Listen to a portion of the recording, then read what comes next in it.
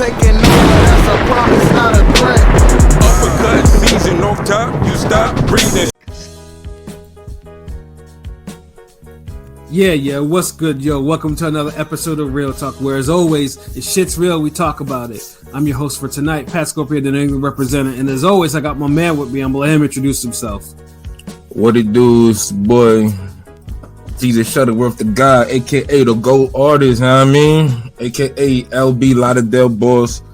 Shout outs Tunnel Gang, Ring Gang in the building, nigga. Kali, what's up? World still a op, let's do this, we ranting.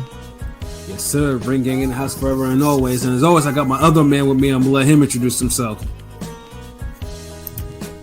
You're muted. Good, you already know who this is. Your boy King People. They got boxing the building. We ranting today. Ring Gang Radio all day. Let's go. I was so ready to get it off. I forgot I was muted. Damn. It happens. It happens to the best of us. But I'm here. Let's get it.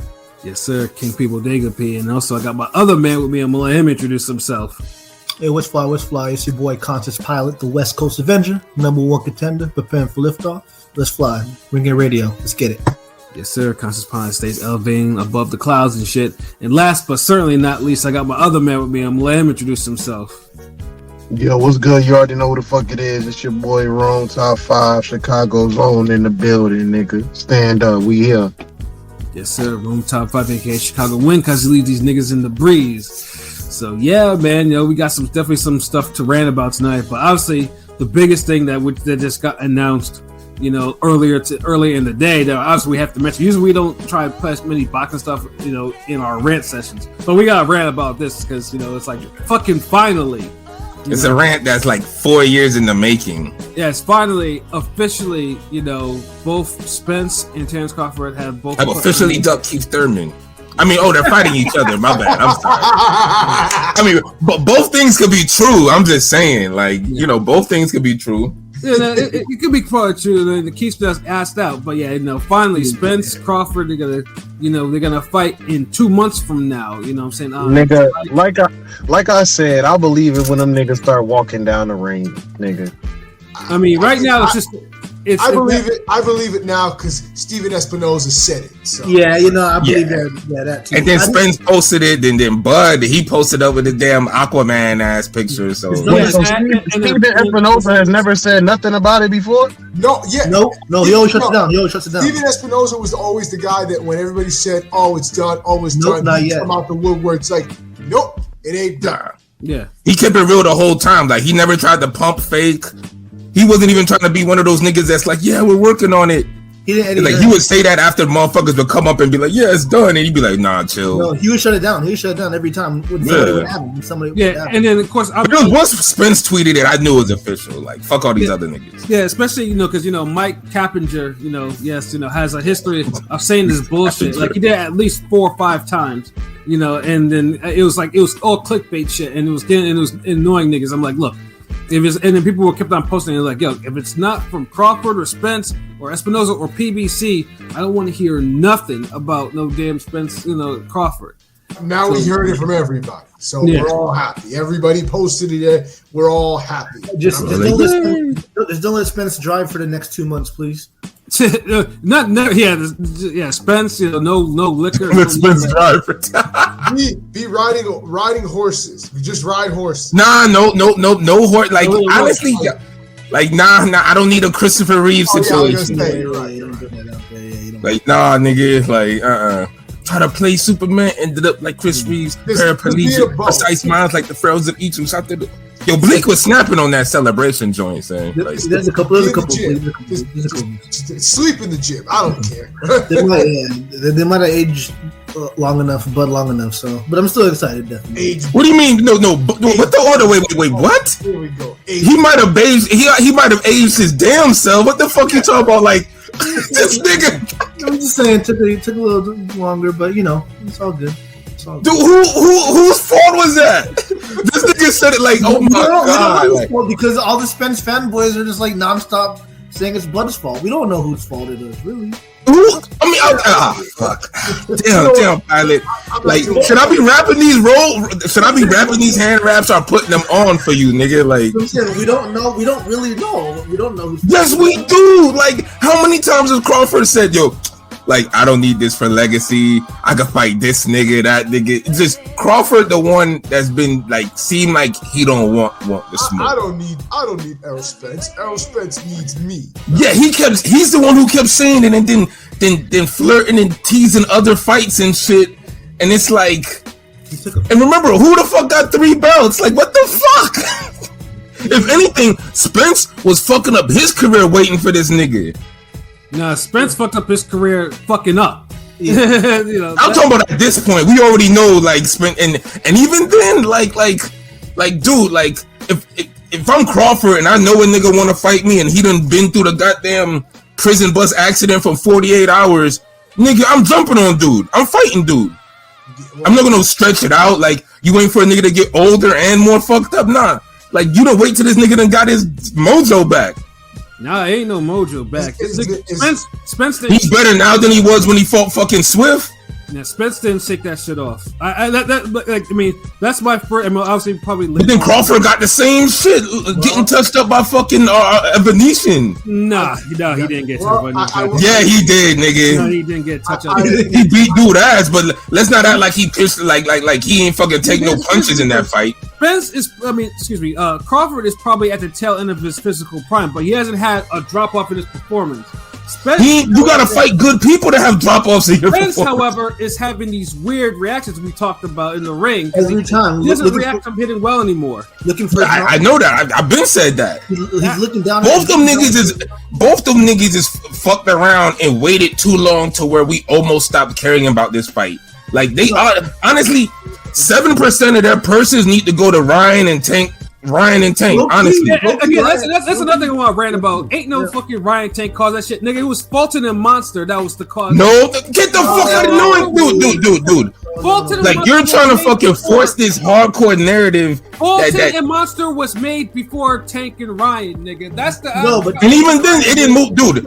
It didn't move the sport. That fight to this. Tank and Ryan, dude. It did not move the sport. At the end of the day, only fucking niggas in Japan are fucking anime fans. The hip hooray over that shit.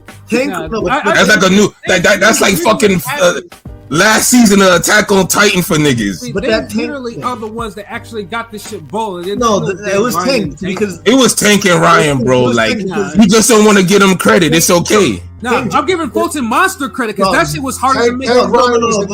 Because Tank Ryan was announced before Fulton and Monster.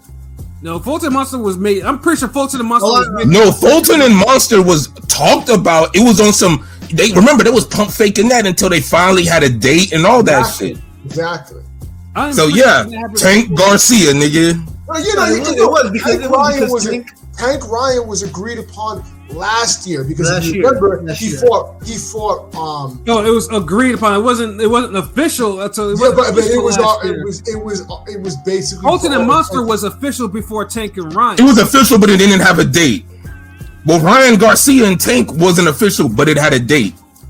No, you see what I'm coming from? No, but absolutely both parties had said that they had agreed upon. Yeah, like everything was signed. It did and that was some people just don't want to give them credit. That it's okay. Like, you see how I could give Tank and Ryan Garcia credit. I could give I could give Haney Lomachenko credit. That's you because you're biased towards the fight. Me, I don't like. I'm not biased toward the dude. I've been calling everything down the line. When we did the previews, nigga, you was on your casual shit. Probably the most casual I've ever heard. Okay, look, but this is the thing. Whenever it's a fight that I wanted to see for years, or is, I'm gonna be on some casual shit because at the end of the day, that's what moved the sport.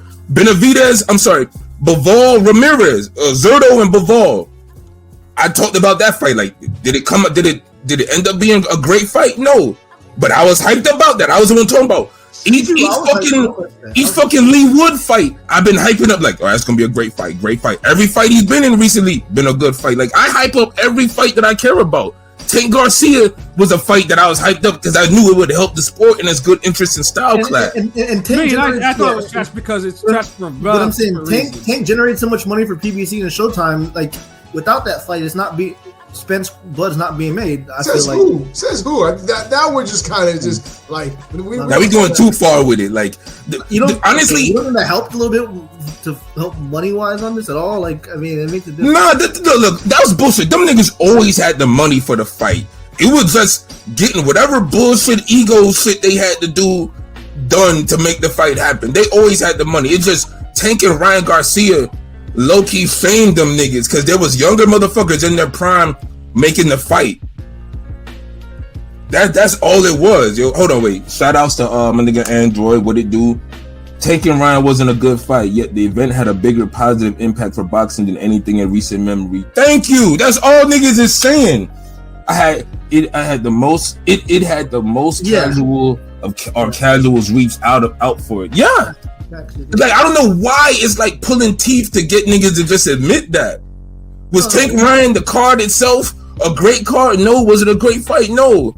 It was decent to me. It was a good event, though. It was a really good event. But it was a big event. Like, who wouldn't want to be a part of that event? But just to be on some, nah, they didn't make no noise. They didn't move the needle in the sport. Come on, they're just being disingenuous, yo. I think for Pat, because there was no belt on the line, and No, it was just trash. That's that nigga, man. Like, Pat don't move the fucking sport, yo. Well, I mean, let's put it this way. I mean, I've talked trash about because I've watched Ryan Garcia since this motherfucker was struggling with Mexican jobbers in 2018. Niggas like it called it out. Like, Ryan Garcia was is trash, and Tank is moves trash, even though he has talent. So this was just most of them because they exhausted their jobber roles. I've said that hundreds of times. If they had more jobbers to face, they would have fought them before they fought each other. Yeah, that's pretty much what it is. And that's why I don't really that fight to me. It's like Mayweather Pacquiao stats. I'm not gonna watch it again. It is what it is. And see, that's the thing. Mayweather Pacquiao didn't even come out to be a good fight. That was a boring ass businessman fight. So at the end of the day, like the whole event was the same, and that's how I feel about Tank versus Ryan too. It's the same thing. Dude, Tank versus Ryan was a way better event than Floyd Pacquiao. Let's be honest.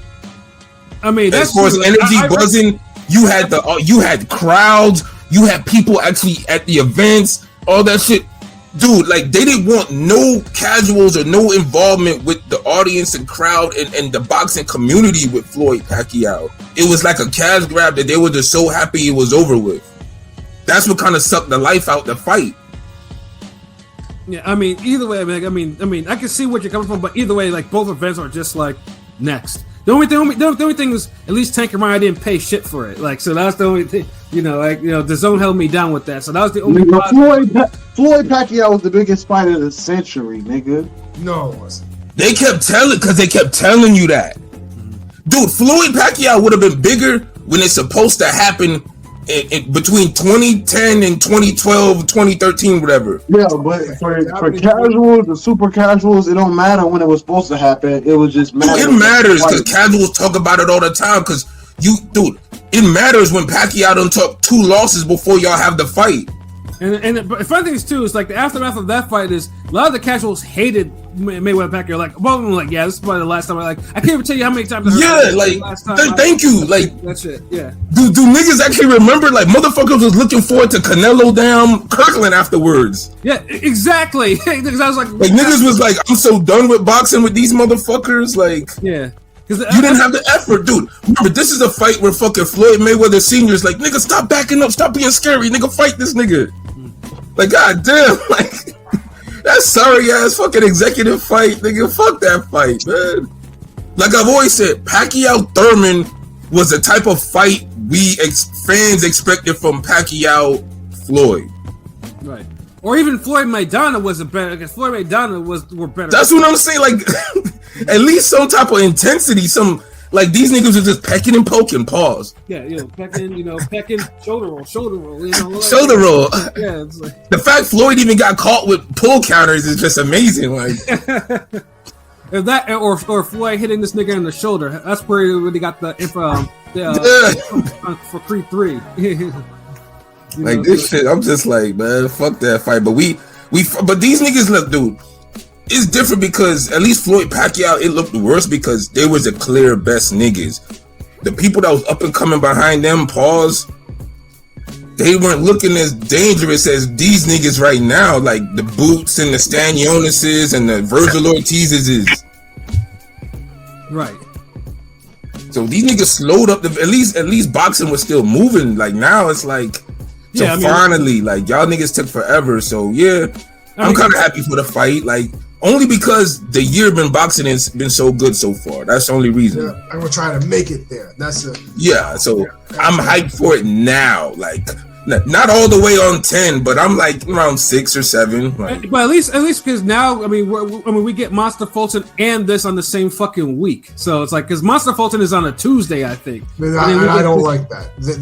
I love that. Like I said, They should just pair them together in the same car. What the fuck? No. Absolutely, that can't do that. Let's not go crazy now. Let's not go crazy. Financially, that wouldn't make one bit of sense because Fulton is getting like $8 million in Japan because that division. Oh, damn. Yeah, because it oversees that the 122. The anime niggas pay, bro. Yeah, And that's great. There's a lot of people here in the States that want to go to that fight in Japan, right? But they're not going to be able to because the way Japan does it, they do like a raffle to get into to be able to purchase a ticket, and like that they favor the Japanese. A raffle to purchase a ticket? Get the fuck out of here. Yes, they're waiting list, basically. yeah. Nigga. And I mean, personally, I mean, like I said, because I mean, me and LB were up, when fucking Donaire and Monster did in the Super Series shit, like, and that was on a Tuesday morning. That's like, well, that's easily the best Tuesday fight I ever watched in my life. This fight is, to me, this fight is big that I don't want. I hate that I'm gonna have to wake up and watch it and then have to drive to work. Like watch it probably while I'm going to work. Like and me and P already had that talk because and I feel where P coming from. Like this should be a Saturday fight just for the sake of boxing fans. I would even give you Friday night or some shit. Like I might take the day off. I might take the day off. I might take the day after off and just like fucking watch it. Yeah, because I know how it is getting ready to go to work and then you're trying to watch a boxing like. Niggas did that with Corrales, Casamayor too. I'm getting ready, putting the shirt on, like, fuck. Yeah, Goosen got this nigga pumping the jab. All right, fuck.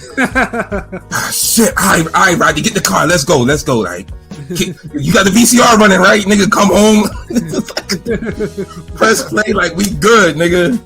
Hold on, let me back in the comments. Hold on. 100,000 people applied for like 14K tickets. God damn.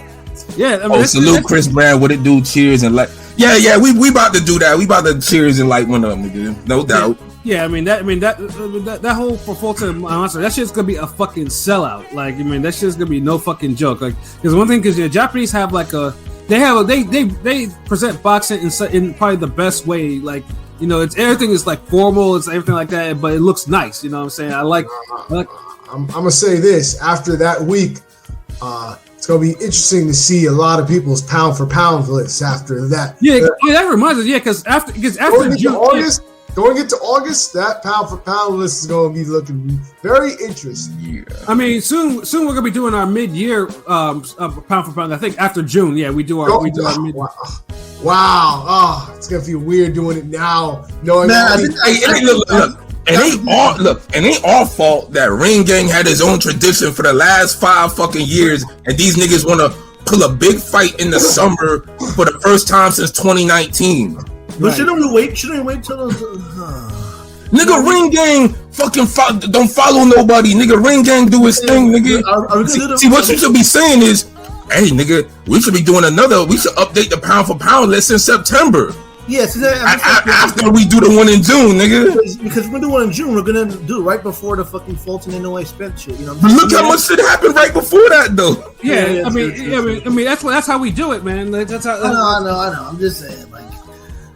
Think about it. Look, Tank done had 2 fights by now.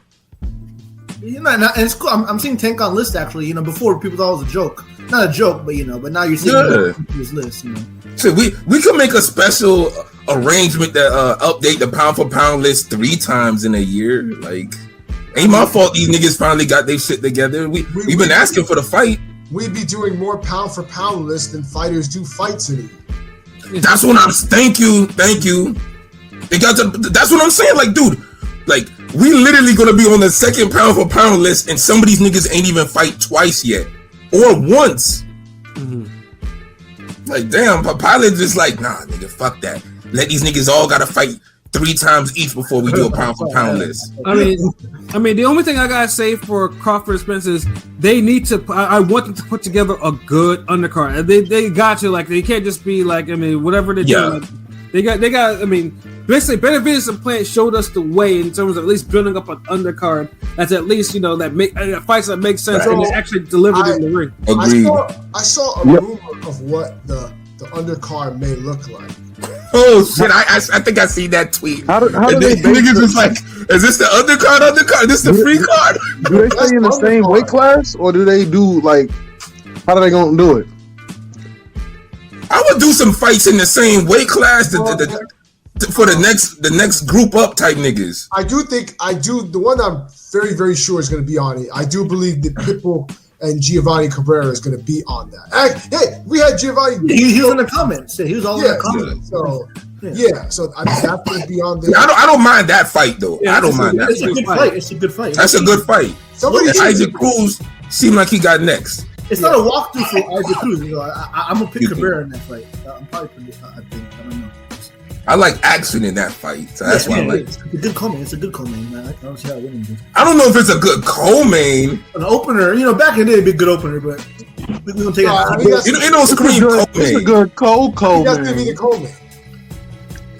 It's a good co-main. It ain't give us a 140 fade to open, a 154 fade. The list I saw said Subriel Matias versus Lipinets. It was a Lipinets, right? No, not Lipinets. Who was it? I seen one that said Lipinets though. See, that's a fucking co-main, nigga. Yeah, it did say Lipinets. No, but there's rumors of Sergey Lipinets and Elvis Rodriguez. Yeah, that's not happening. That's not happening. Oh, Bro always said that ain't happening. So I was looking forward to it. Well, I don't know. Hey, man, Matias versus Lipinets, I welcome that. Yeah, that's a good fight. That's a good better fight. than Bartholomew. Although I wouldn't mind seeing him pummel Bartholomew. I don't want to see a Bartholomew brother on there again. It's gonna get retired. Well, no, you would want to see it because you would want to see Bartholomew. Nah, because what if Bartholomew actually looked good? Remember, Angry Fist was supposed to pummel that nigga. Yep, he did it. Yeah, well, Matias is not Angry Fist. He might be the real Angry Fist right now. Yeah, but I still remember. I don't want to chance it. Pat's right. Fuck it. No chance in it. Matias still has that one loss, and he did get where he got beaten by that jobber, which of course he revenged. Yeah, but he avenged it. So yeah. So it's just like, I just don't want Matias in any like bullshit ass fights. Like the motherfuckers while the head niggas like. You know, I mean, Matias is one of the. I'd pick him to beat Tank any day, all day. Like, you know, like Matias is that. But I want him in no bullshit fights. I think most people would too. Yeah. Like, who at 140 is niggas really pick and take the beat besides like a Barbosa type nigga? Rolly. Yeah. Rolly couldn't beat that old man he fought the other day. You said who at 140 you picking to take the beat. I said Rolly. Yeah, the sooner that Rolly's time is up, the better. I can't call him no fucking. I can't call him being a world champion is actually. He might actually be the worst world champion I've ever seen in my. So wait, hold on. How about that? Well, is he? No, he probably is. But I was thinking about this because I was thinking like, what other world champions were like really bad? Eric Aiken, Chavez Jr. Yeah. No. Nah. Pat answered it because it's funny too. Damn, that. I was thinking about that name because I was like, what about the nigga Robert Guerrero fought? Yeah, the one. And then Pat said his name, and I'm like, okay, yeah, him. Yeah, there's no such thing as a bad world champion. Yes, there are. Yes, there are. And yeah, there's still a world champion. You're champ, nigga. I mean, Eric Aiken is bad because he became champ on a disqualification and then lost his belt to Guerrero and never won another fight again. I think he lost. But did he become a contender by disqualification though? No, he did not. Exactly, nigga. He wasn't a bad fighter. Nigga, Eric Aiken was losing to Journeyman and then he put Tim Austin into retirement, which got him his shot and he won. And then he lost every fight afterwards. And this was an older Tim Austin. Like, yeah. Don't get me wrong, Tim Austin was good, but older Tim Austin. Yeah, this was a senior citizen. Tim. Yeah, and he put him away, which was just. This isn't But what year is this, yo? Y'all talking about prehistoric, This is like the early 2000s. This is like Snowbox. Nah, type don't shit. don't be ignorant, bro. Like this is like this, this ain't dinosaur shit. This is in the 2000s. Dude, I actually got that fight on, I think, VHS in the garage, nigga. Like, yeah, but there's a thing as a bad. Eric is just the one example. There are bad world champions. Rolly's probably. dude, if you got bad fighters, there could be bad champions, bro. Yeah. Look, I agree. Rolly doesn't deserve to be a champion now. That was his last fight. Eric Aiken, 06. So Rolly don't deserve to be a champion, but is he the worst world champion you ever seen? he's probably up there. He's up there. He's top 5. Rome top 5. So he's top 5. Eric Aiken, Chavez Jr., Charles Martin. Yeah, Charles Martin. Yeah, absolutely. Nah, y'all can't say that. Yeah, I mean, I know, nigga. Like, I know we. At least he was. I mean, this is the thing with Charles Martin. Like, at least he was a contender, and he put up fights and different performances. A lot of these other niggas, they never even seen like a contender afterwards, or barely even before that. Well, what about Stavern? Nah, Stavern was Stavern was serviceable, respectable. He's no better than Charles Martin though. Like you can't get on Charles Martin and then give Stavern a pass. Stavern was proven.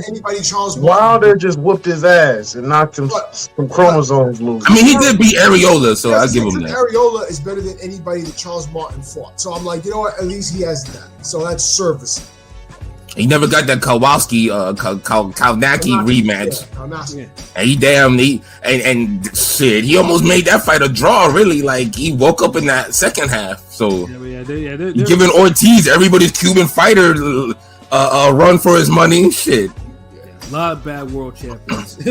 But I'll give you that. I'll give you the edge with Stavern though over him. Just it's crazy that Chris Areola is a damn litmus test for this shit.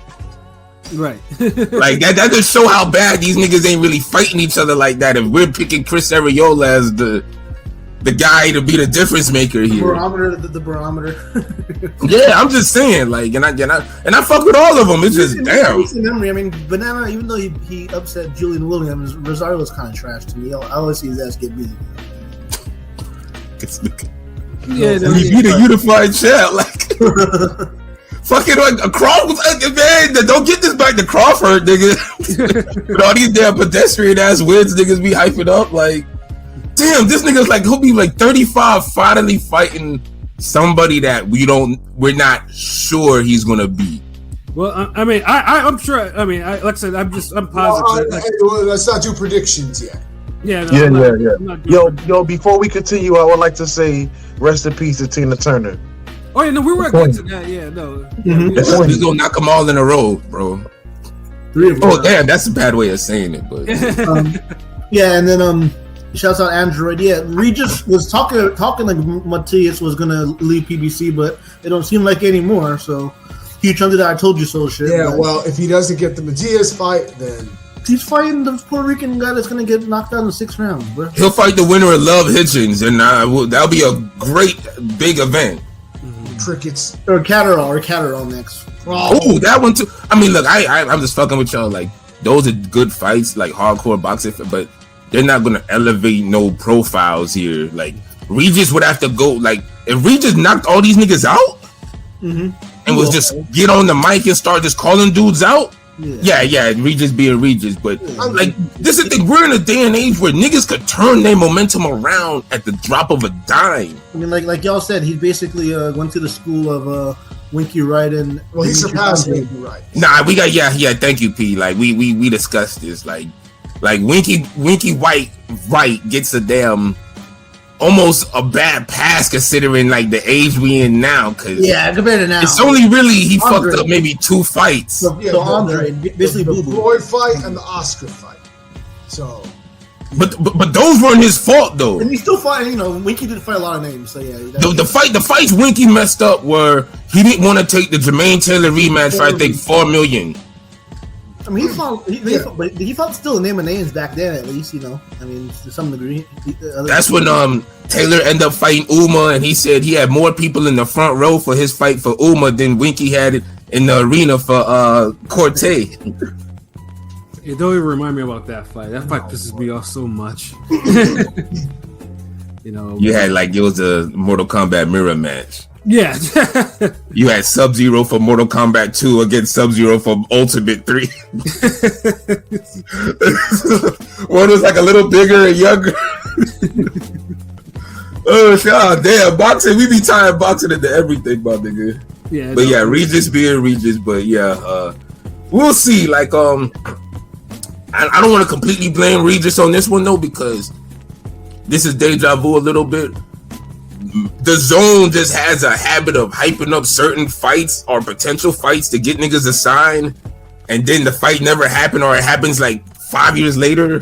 And none other than Canelo with the whole Golden Boy shit in the Zone, remember? And how Golovkin was promised the whole like rematch type shit, and then Oscar was like, yeah, all that shit's gonna happen. It didn't come to find out when niggas is trying to make these fights. Canelo's like, nah, man, I'm good. This, that. Remember, Canelo was legit getting pissed that niggas wanted him to take tough fights. Did we forget about that? Yeah, and that's why Veteran got him. That's why he sued to get out of Golden Boy. Yes, a nigga had to sue to stop taking tough fights. And then he fights this damn, the most underwhelming fucking super middleweight division. And now he don't want to fucking fight niggas who really about that smoke right now. But yeah, that was my Canelo couple bars for this nigga for this week. Word though. But you know, I definitely want to get to the, obviously like the deaths that, you know, one of the deaths that Rome started to mention, of course, because you know, if you don't end this, you ain't gonna end the show with that. You can put the death in the middle of the show, nigga. All right, we can end it. I mean, hold on. Hey, y'all got some more positive rants? No, don't end it on a death, nigga. Keep this shit. Get the death out the way. Hold on, wait. I know goddamn well you nigga. Hold on, who the fuck is this nigga right here, yo? You just hating on? How I'm hating on Canelo? How? What am I not saying? That's what's the disconnect? You know this nigga like Canelo. His name Pedro Serrano. You in the Serrano camp? Are you related to Amanda Serrano? Yeah. Cause I seen that thing when she said if Taylor lose the rematch. Oh, he's just. I'm about to say, like, hold on. I might come off like a Canelo hater, but I do be objective. Like, the dude is skilled. I give him his props. He a Hall of Famer, but you know, he do be having some questionable shit. And the reason why I get hyped about it is because a lot of niggas they be ignoring it, but more niggas is saying it now. It just, if you ask Pat and these niggas, they'll tell you I was one of the early niggas that was been saying this shit. But yeah. When I started listening to y'all, I always felt like you guys were more pro Triple G. That's all. I mean, because me and Pat got the loudest voice for righteousness, nigga. No, like, yeah, that's what I'm saying. Yeah, I'm just saying. But no, but the thing is too, like, even with the Triple G shit, we would be objective with Triple G and niggas would get angry about it. Like, when I got here, I felt like I was a Canelo fan, but I'm not even a huge Canelo fan like that. You know what I'm saying? Nigga, you are out of all of us. Who keep him the highest on their pound for pound list? Number 7, and people say that's bad. People say he's still top 3 and shit. You know what I'm saying? Like, I'm but didn't you have him like top 3 last year? No, hold on. Y'all niggas see some of those Mexican Canelo fans on Twitter. I'm just saying. You know how hard. You ain't that bad. I've never been that bad. And they only exist on Twitter, nigga. I'm in South Florida where you got every Latin type of motherfucker in the world here in South Florida, and every Mexican, and I swear the majority Mexicans I run into, they not Canelo fans. And I mean, with me Canelo, like, I mean, I've had to I had to threaten people, like, yo, it's like, because people would talk crazy to me. I'm like, yo, I will whoop your ass. Like, I had to threaten people with ass whoopings. Yeah, like niggas took Triple G. Like, I don't know, like, shout out to my nigga Big Faces worldwide. Like, y'all follow that nigga, cool dude. Like, I know we got to collab again, been a while, but he was the only other black content creator or boxing voice out there in the world that was objective about Triple G. Like, it wasn't the fucking hate. Oh, goddamn, he dunked board. It wasn't all that bullshit. Like, he called the man fights. What did he gave him his props? Like, wasn't like DD3 the Boo Man? I didn't hear him talk too much about Triple, like Canelo, yeah, but maybe I missed some video. But a lot of people used to really shit on Golovkin, like, and remember we had the poll, the Twitter poll, pause. Oh, who had the better career, Golovkin or Crawford? Yep. That felt like a whole year. That was like a year ago, right? Maybe a year and a half? Yeah, it's just about a year ago. Crawford just now getting his fight. He's literally getting his Canelo fight now. Like, so, I mean, come on. So, like, but people would never try to argue that. When it's like both their careers is like parallel. But like Golovkin just fought better, like more dangerous content. That's why I always said the difference between a good fighter and a dangerous fighter. Good fighters are good on your name. You could beat them. They skilled, but a dangerous guy can fucking hurt you and knock you out.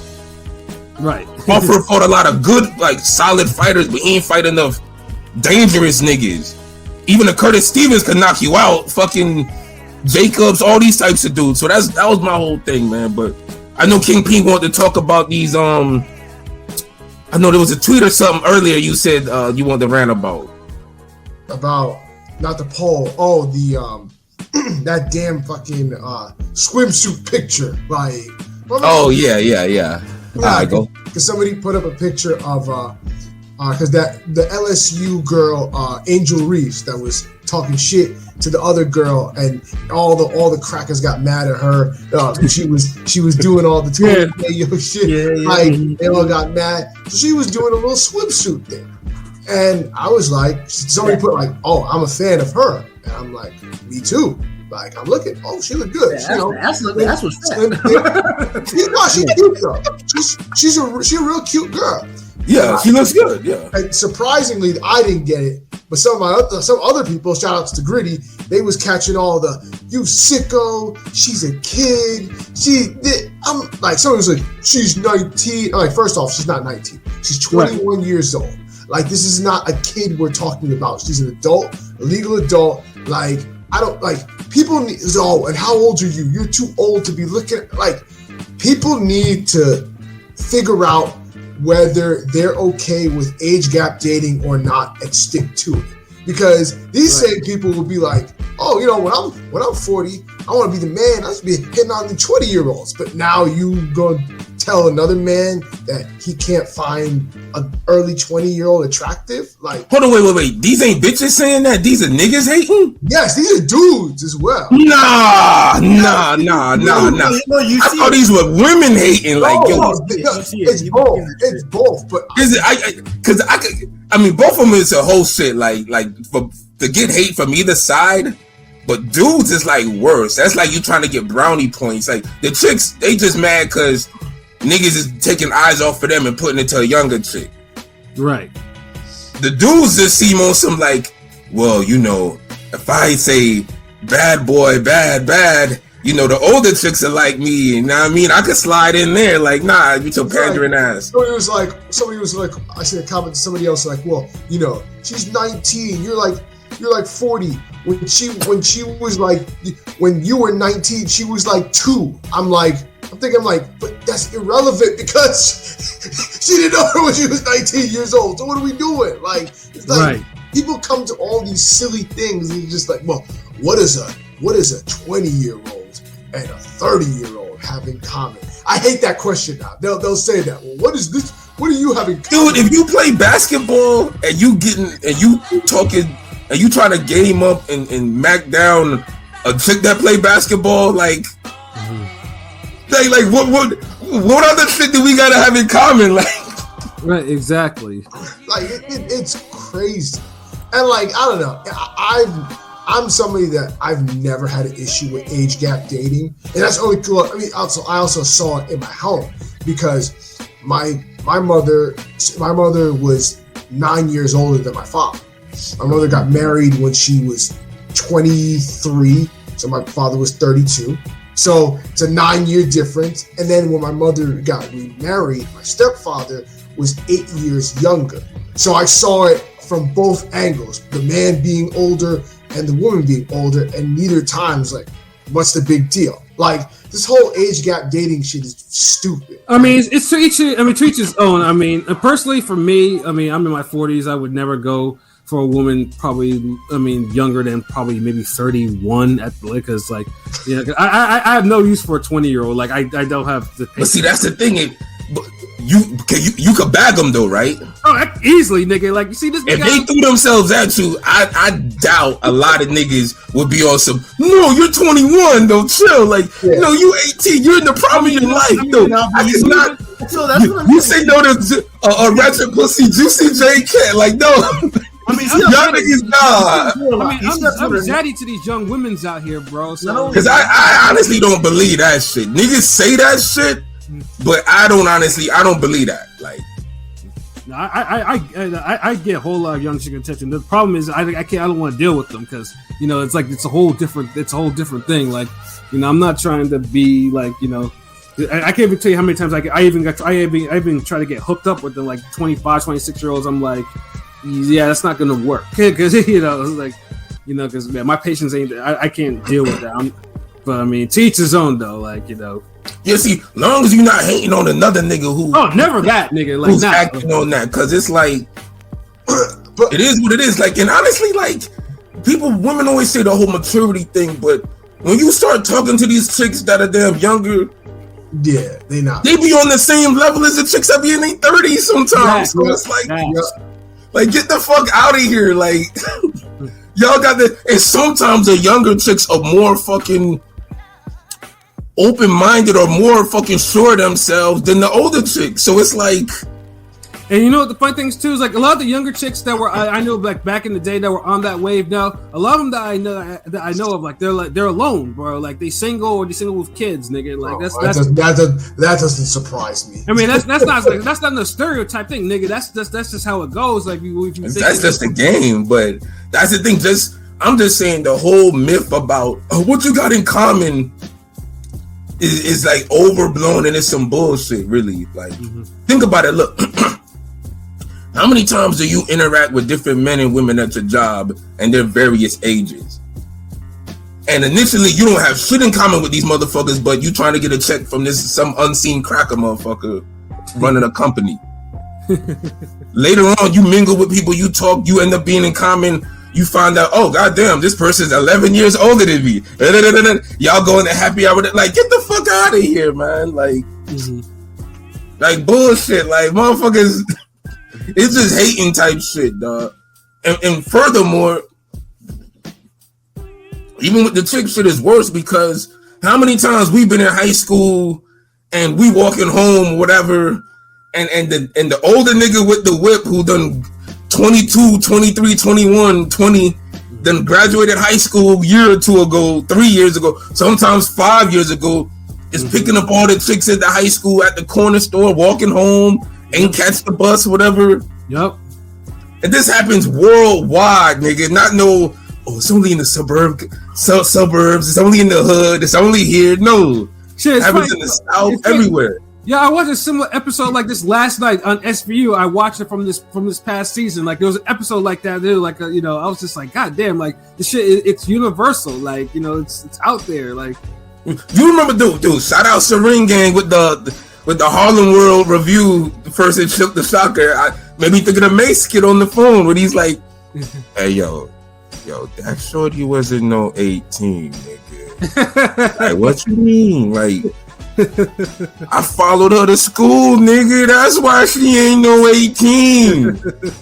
Like, come on, bro. Like, nah. So, like, dude, it's just see when it's in their favor, when they're in the prime of their life, or they in high school, whatever, living their life, and niggas is just swooping in on some vulture shit. Like, I got the whip. Nah, They're like, oh shit, I can pick and choose. Like, nah, nigga, you got the little putt engine. You got the little train, that little engine that could shit, nigga. You got a lemon right here. That's your daddy car. Whatever. Fuck this nigga.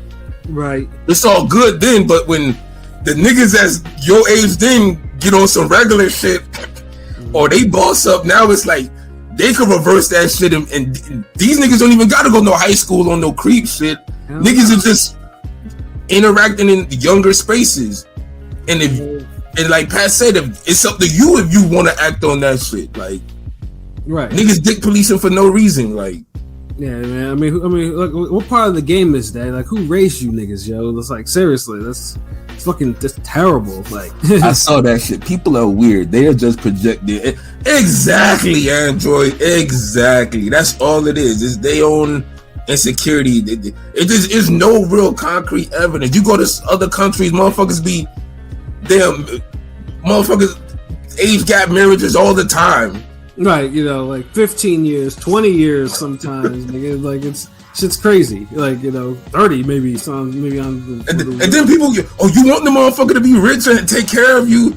Exactly. Yeah, that takes a while, right? Yeah, exactly. Like, I was just about to say that because, like, usually most men don't become like established and like hit their prime, like successfully, like career wise and all that until like around like they're 35. Like that's when they start. So like you want a man that's gonna take care of you and do all this stuff for you, and yet you want him to be your age. Like you're not gonna find a 25-year-old that's gonna give you all the things that you're looking for. Nah, they want recent lottery winners. Yes, basically. So they want like the top 5 percentile of young niggas that's got a career or got a good job. Athletes and entertainers, basically. That's what. Yeah. I mean, I know there's certain regular niggas and shit that fall in that. I'm talking about the niggas who getting the 50, 60K a year type shit, could take care of themselves type shit, young, and it's like, god damn, they could get any bitches, but it's like then older chick is like, fuck. I want it, like, but he could get anybody, so you gonna badger the nigga and never be secure about shit. So exactly.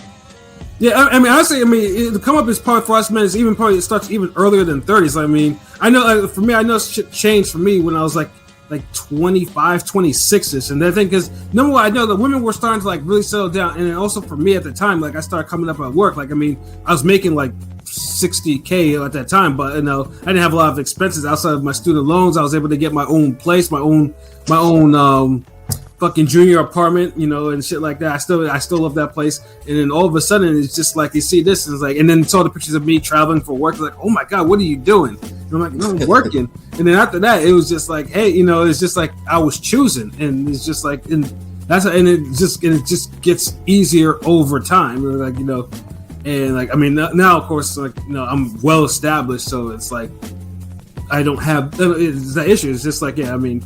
So I mean, there might be some late bloomers in that shit, but yeah, something. But me, it was definitely in my mid-20s that I noticed some shit was changing.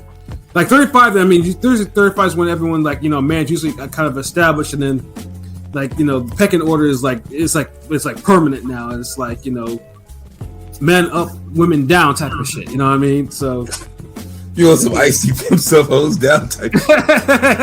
Well, I didn't want to use them hoes. You know, it's real talk, real sex live on HBO After Dark. Pull some hoes down, like, but yeah, I feel you. Like niggas projecting, niggas hating, man. Yeah, like that's all that shit is. You know, jealousy is a bitch trait. Like for all the niggas that are like that, yo, niggas need to get better, yo. Well, Fat Joe said, jealous one's envy. He wasn't lying. Yeah, facts. The only shit I sit on the damn the like.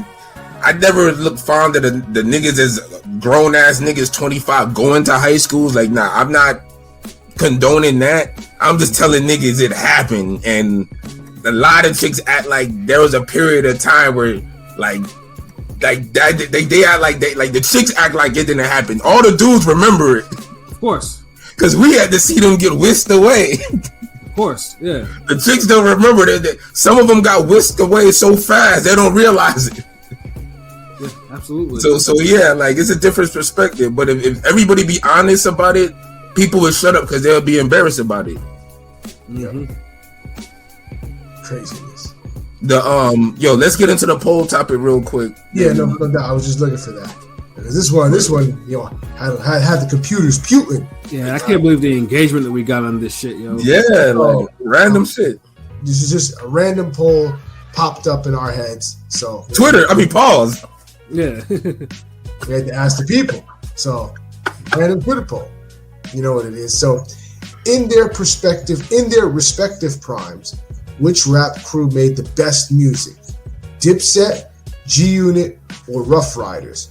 We got 89 votes so far, and 56% said G-Unit. 28% said the Rough Riders, and 16% said Dipset. That's actually the order. That's actually the correct order. Like, I mean, so there's some intelligent people out there. Shout out to Gritty too. Gritty's been dropping knowledge on the. Gritty's been riding, been pushing the G Unit train. Yeah, no, he's right. Gritty's absolutely right. Like to me, it's close. It's like between G Unit and Rough Riders. I was going back and forth with that. I'm like, it's tough. Yeah, because Dipset was weak, nigga. Like, I mean, we don't gotta prop up. We don't gotta shit on Dipset. No, I know.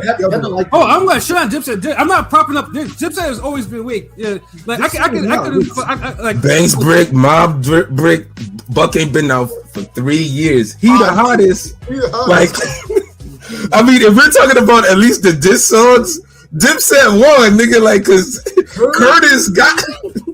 Curtis got G Unit. Like he just broke that one line. He just broke down all the niggas' second albums. Banks Brick, Buck Brick. He said, Bob Brick, Buck Brick. Bank ain't been out for 3 years. He the hottest. Banks Brick, Banks Big. What did he say? I forgot what he said. He said Banks Brick, Mob Brick. Yeah. Buck ain't been out for 3 years. And then the ad-lib, he said, he the hottest. That just was even funnier because it's like, that's how niggas felt. Like, come on, man. Heard it. Like, nah, man. Like, for the simple reason, y'all could say G Unit better, cool. No one, I'm not even gonna argue that. I get it. Like, whatever. You say Rough Rider better, but like, you can't shit on Dipset and them niggas if they got the better diss song going against them. They have the best solo. Cam has better solos than 50 Cent. DMX is arguable. That's not true. That's not true. Yeah, it is. This nigga's dude. SDE. You're saying who on that list has a better album than It's Dark and Hell Is Hot? No. DMX is the best album out of all. I'm just saying. But you said it arguable like it's goddamn Lomachenko Haney. DMX second, third album was not memorable like his first one. Was all I'm trying to say. The first three were really good, but the first three albums are dope. The first one's like an undeniable classic, though. Flesh of My Flesh was dope, and then there was Ex's dope, and The Great Depression was slept on. Like that was actually a good album. I think Grand Champ wasn't bad. No, Grand Champ was probably the last really good DMX album. Grand Champ was good too. So yeah, like niggas always like when I feel like a lot of times people get stuck in just only remembering a nigga's first album.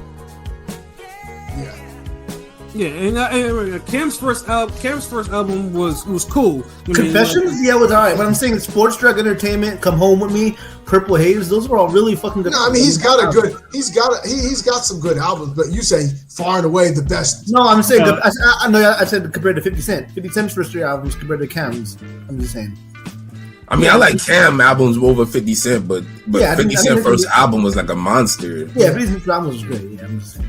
But I listened to it's just we talked about how that shit was so played out. Like it's not like the replay value is like low now because. For which one? For Get Rich or Die Trying. Yeah. Because I mean, if you were in that era, like it was just crazy because that album was played everywhere. Like parties, like niggas would let the whole album rock at a party and niggas would vibe to it. Like I've never seen that like since. Like I mean. Like no album, like I mean, niggas really. The only time I could remember that when Machiavelli came out, they used to play the whole album on the little hood ghetto station radio stations, and I remember the little, I think Foot Locker on Broward. They had a whole Machiavelli with the curses and everything just on the intercom, like on the music playing. God damn. Yeah, that shit was real, nigga. Like that shit, Tupac just died. Like that nigga was loved, yo. So yeah, but you're right. You know how far back I had to go to even hit it? Yeah, exactly. It's 2003 to fucking.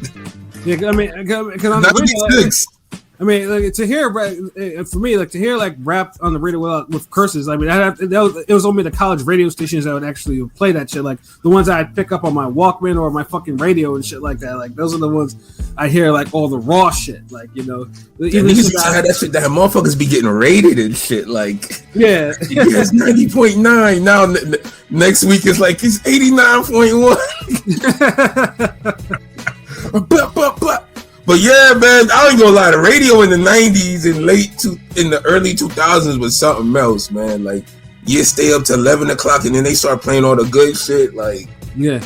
Or in some cases, like if it wasn't a good shit, they play like, or they'd have like the fucking like the sex talk shows and shit like that, like on the radio. Like they used to have a lot of them shits, like Howard Stern, or Dr. Judy and Jagger was my personal favorite. I don't even know the.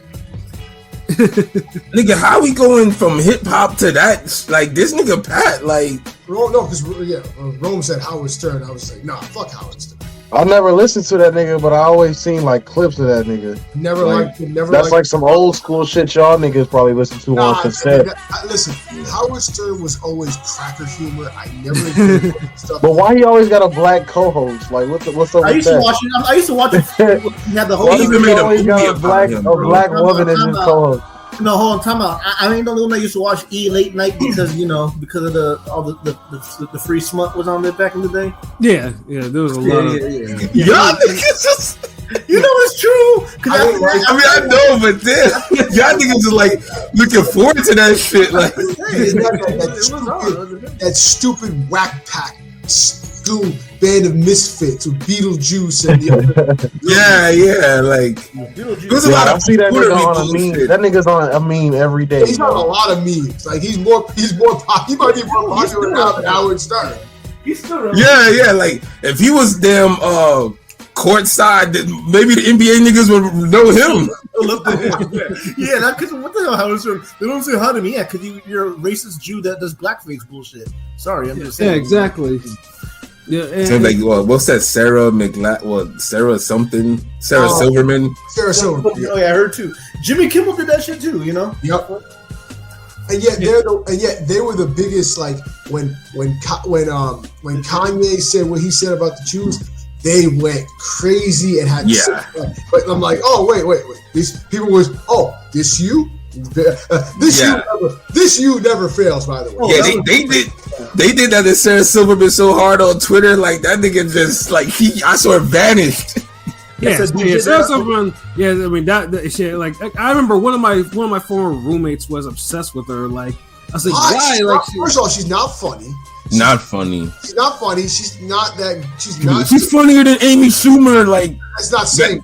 That's not an accomplishment. Yeah, nigga. Amy Like, Schumer's not funny either. Like those are the two that like those are the two ones that like I understand. I can understand why some people would say, "Oh, women are not funny." Like those two are those ones are the ones spearheading that women aren't funny movement because neither of them are funny. I don't think I've ever people say women not funny. I'll be like, nah, you can't, because some more like Monique, like there's people that's legit funny. Like, nah. Like, I don't think I've ever laughed at anything Sarah Silverman has said. No, Nigga just brought a whole show though. Remember on Comedy Central? Yeah, and I never watched it because that was like a whole show. Yeah, I was like, why? She wasn't funny, and she used the N word like free, like it was the thing to do. Like she was, edgy, ooh, like get the fuck out of here. Never funny. And then there was that other one, the white girl that like the white woman that like was chubby and like she made like a whole thing of like all the black men she had sex with. Lisa Lampanelli, I know that one. Yeah. She was annoying. She was annoying. She was funny, yo. She was funny. I ain't gonna lie. No, she was not. She was a little funny white lady. I fuck with her. Like, listen, she could eat next to me at the cookout. No. Y'all niggas. We gotta stop this cookout shit. I'm trying to dig her out. Honestly, low key, like, unless you put niggas on and giving them legit careers, like, I can't even entertain you on some cookout shit. Or unless you stood up for black people, like, on some, like, yo, this black kid did not murder this dude, this cracker dude, this guy, that. Like, I'm tired of niggas doing the bare minimum. Like, as much as he opened the door for me, so he in the cookout. As much as I despise idiots Howard Stern, as much as I despise him, the only thing I always say that I always give him at least some props for and say I respect him for the fact that he like always looked out for his co-host Robin. Like Robin, always looked out, gave her a raise all the time. Like he like held her down. And I'm like, you know what?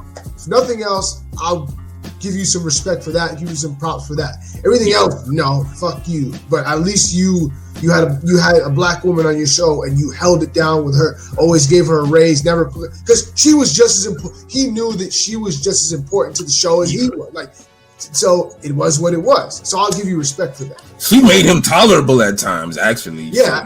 She would be like the even it out sometimes. You're right. She would definitely be because he would. So yeah, I agree, and that's why I like when niggas be getting on Eminem. I be like, like the last time I was like, nah, hold on. He gave a lot of niggas some airtime that we wouldn't have even thought I listened to. Right. Some of them we shouldn't have heard, but no, I wouldn't have to know Bizarre if I didn't have to. But oh man, I think he's the main one people be referencing when they mean that shit. Yeah, you know. It's not like a damn Elvis where he just when he got on he just put on all of his white friends. He's like, oh well, you know, I acknowledge that I took my style from a black man, but you ain't put no black man on. Like you just brung along all your white friends. Nah, fuck out of here. I'm good. You had a fucking field trip. Yep. Right.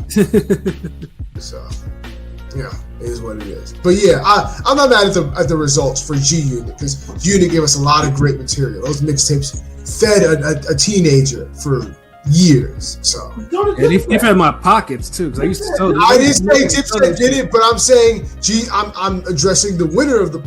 Okay, yeah, Unit. Yeah, you're right. Unit. Yeah, we speak on the winners first over here, bro. Yeah, exactly. Yeah, but this nigga, I ain't gonna lie. This the most passionate pilot's ever been, I think. Like, no, yeah, like what about Dipset? Like he a little brother, son. Like, Cameron's my favorite of all time. The only two people I've ever heard pilot get really passionate for was Dipset and Ja Rule. Like, yes, thank you.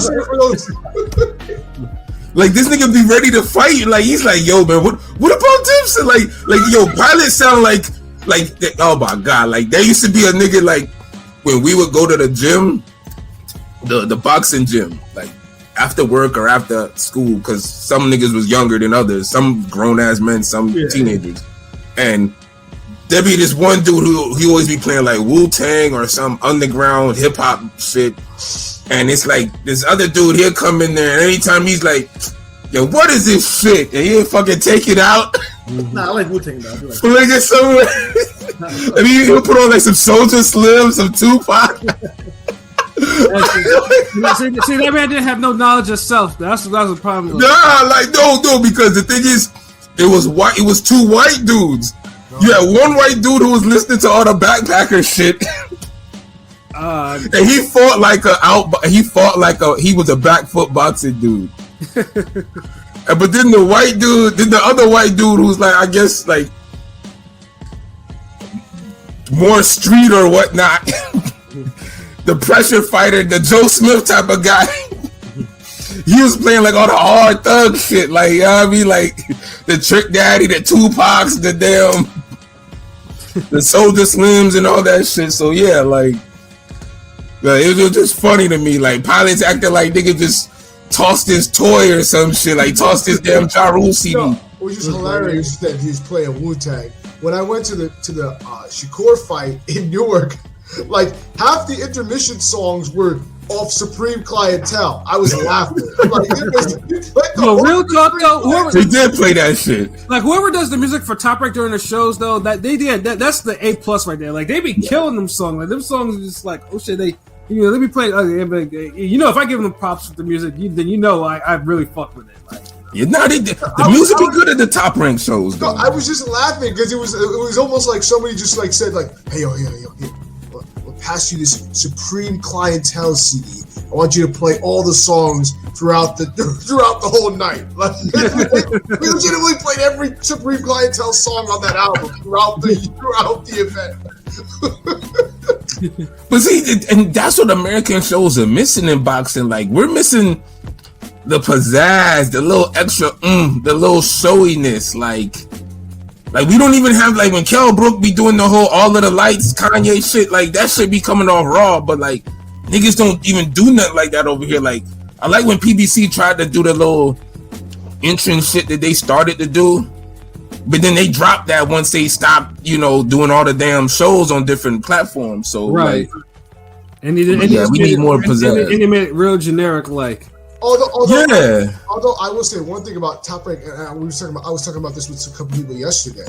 Like, I don't know if it was Top Rank that really started this, but it seemed like they were kind of spearheading it for a while. Was when they would have fighters come out with just themselves, no entourage, no musicians, no nothing. That bothered me. That bothered me. A lot of people did not like. Still to this day, do not like that. Where was Haney's belt when he walked out? That kind of pissed me off. I was like, "Where's fucking the guy? Where's the belt?" I guess I don't like that shit. Yeah, it's some video game shit. Like they don't have enough graphics and pixels to make the team walk with the niggas. So they're like, hey, just focus on the boxer. Like if he didn't have all the belts and everything, that's different. But he had all the belts. So there was no belts behind him coming out. It didn't feel like an undisputed fight initially because generic ass shit.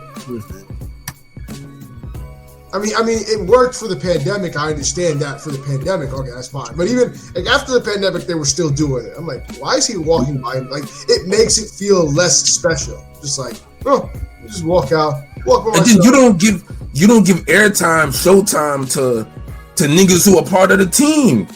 Mm-hmm. Like that moment is for them too. Like, let them get their little clout up. Let them get their little sign as well. They're the team. Mm-hmm. So yeah, like I agree. I don't like that shit. It's just so generic and cheap. Like you're sending a nigga out like he about to fight a zombie in a pit or some shit. Like get out there, motherfucker. Here, go. Defend your 4 belts that I got it back here hostage. Like nigga, I'm a champ. Like let me walk out here with my belts. Let me get my dance. Let me Corey Spinks that shit. Let me Broner that shit. I mean, get Young Thug over here. This that and let me pop this shit off. Like. Yeah, but there's no such thing as showmanship in boxing anymore. Like they tried it with Tank for a little bit, and that shit kind of failed. You know, I still remember that shit with he tried this with. All he does is the Broner shit. He just bring out an artist. No, remember when he tried to do that Thriller shit? And it wasn't even October. Like he came out the Thriller. Yeah, he was geeking on that. I don't know. Yeah, that motherfucker was like, yo, Groove, nigga. Like the fuck, that's Thriller. What the fuck is he doing? That Chief Keef one went super hard though. I ain't gonna lie. Yeah. Pause. That shit was fire. Broner's brought out everybody. I remember when he brought out Kendrick Lamar. Yeah, he was. Broner was doing the Corey Spinks dancing to the right. He was he had the pink mink, right? He had the pink mink. Yeah, the pink. Yeah, right? he was just doing his dance. I was like, damn, that was peak Broner. The one I think my favorite Broner entrance is the Ridge Gang. That shit hard as was it Lifestyle, right? Wasn't it Lifestyle? It was yes. It was what was that? The Emmanuel Taylor fight? I think it was Emmanuel. Yes, it was the Emmanuel Taylor. Oh, I might have to rewatch that. That was, I think, Broner's last great fight. Like that whole the interline. That shit. Oh man, yo. I don't know how niggas couldn't be a Broner fan at that time. Like that was like peak Broner. He hit the world in his head. After his loss.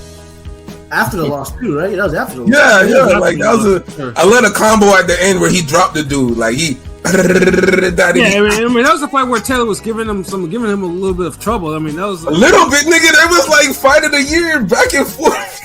Dude, if Broner doesn't drop dude at the end, that might be a draw. Like it might have been a draw. Yeah, but Chris Algieri puts a shutout on same dude. And then Lucas knocked him out in like 2. Yeah, facts. I just rewatched Lucas versus Peterson. Goddamn, he bodied Peterson, Lamont Peterson, Matisse. Yeah, those were the good old days, man. The good old days. He should have been champion that time, but he wasn't. So I think I said, "Buddy, was it?" No, he's crazy. He said that shit so fast, like nah. Hey, knock that shit down. Yeah, I ignore P. I'm not gonna go off on that right now. You know. I mean, we all know who ended his chapter. So. His career was never the same. I know niggas don't like that though. Yeah, I mean, he still came back from it, you know. But you know, it's all right. Because before people were like, you know. But you know, because I was like, oh, he lost this friendship. But he was robbed. But he was robbed by Zab. But he was robbed by Devin. Like, nah, he wasn't robbed by Zab. Zab legitimately beat him. I mean, Zab built up late and survived because, you know. See, and this is the reason why when there was that Twitter poll where we had between Lucas Matisse and Amir Khan, I picked Khan to beat Matisse. because fucking Matisse can't handle any footwork, and Prime Freddie Roach, footwork for days, running, scrambling around the ring. He would have outlanded, outboxed, he would have outmaneuvered a guy like Lucas Matisse, who couldn't handle old Zab footwork, or Devin Alexander footwork when he was moving around. But he dropped both of them in their fights. That's the thing. Yeah, and they both outboxed him in stretches of the fight too. No, he should have beaten Devin. No, he should have beaten Devin. Zab was the one I can acknowledge because it was very. I mean, even Larry Merchant said Alexander did some splaining. I mean, look, bro, and this is why niggas gotta like put in shit context.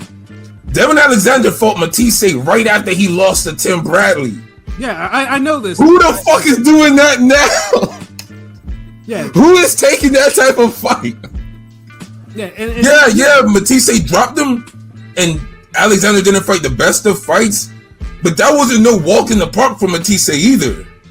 Yeah, Matisse should have got the nod. I give you that, but let's not make it seem like it was some lopsided worst decision ever type shit. Nah, it wasn't. But he should have been. Devin should have been. He should have beaten Devin. Like he should have gotten. Because it's like Lomachenko. If you say that wasn't a close fight, then y'all niggas will start saying the Zab fight was a robbery.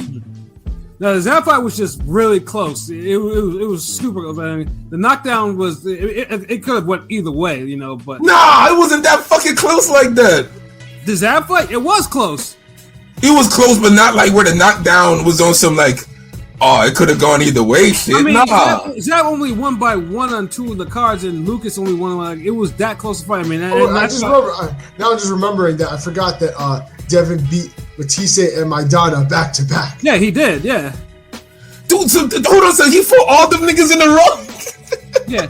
You see what I'm saying? And that's why Randall Bailey afterwards, I think. Yeah, and that's why it makes me sad too. What happened to Devin Alexander? Because Devin Alexander fought killers. Like he fought. I believe PBC did that. They couldn't get the right scorecards for them for that nigga's fight. I'm not gonna lie.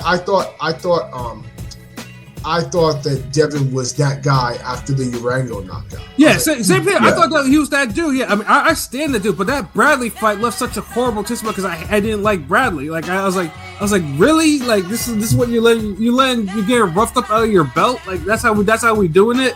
And that fight pissed me off so much because it was a bad fight to watch. And it was a struggle fight, and you know, on top of that, and they put in a struggle arena in a place that no one expected to see a fight over there and wanted it there. Yeah, exactly. I remember that whole ordeal. Like niggas is like they forced a big fight out of I was pissed at that whole fight. I was just like, God damn it, like, you know. Yeah, because Devin Alexander was looking good on the come up. Because I remember who he fought. He beat up Chop as well, right?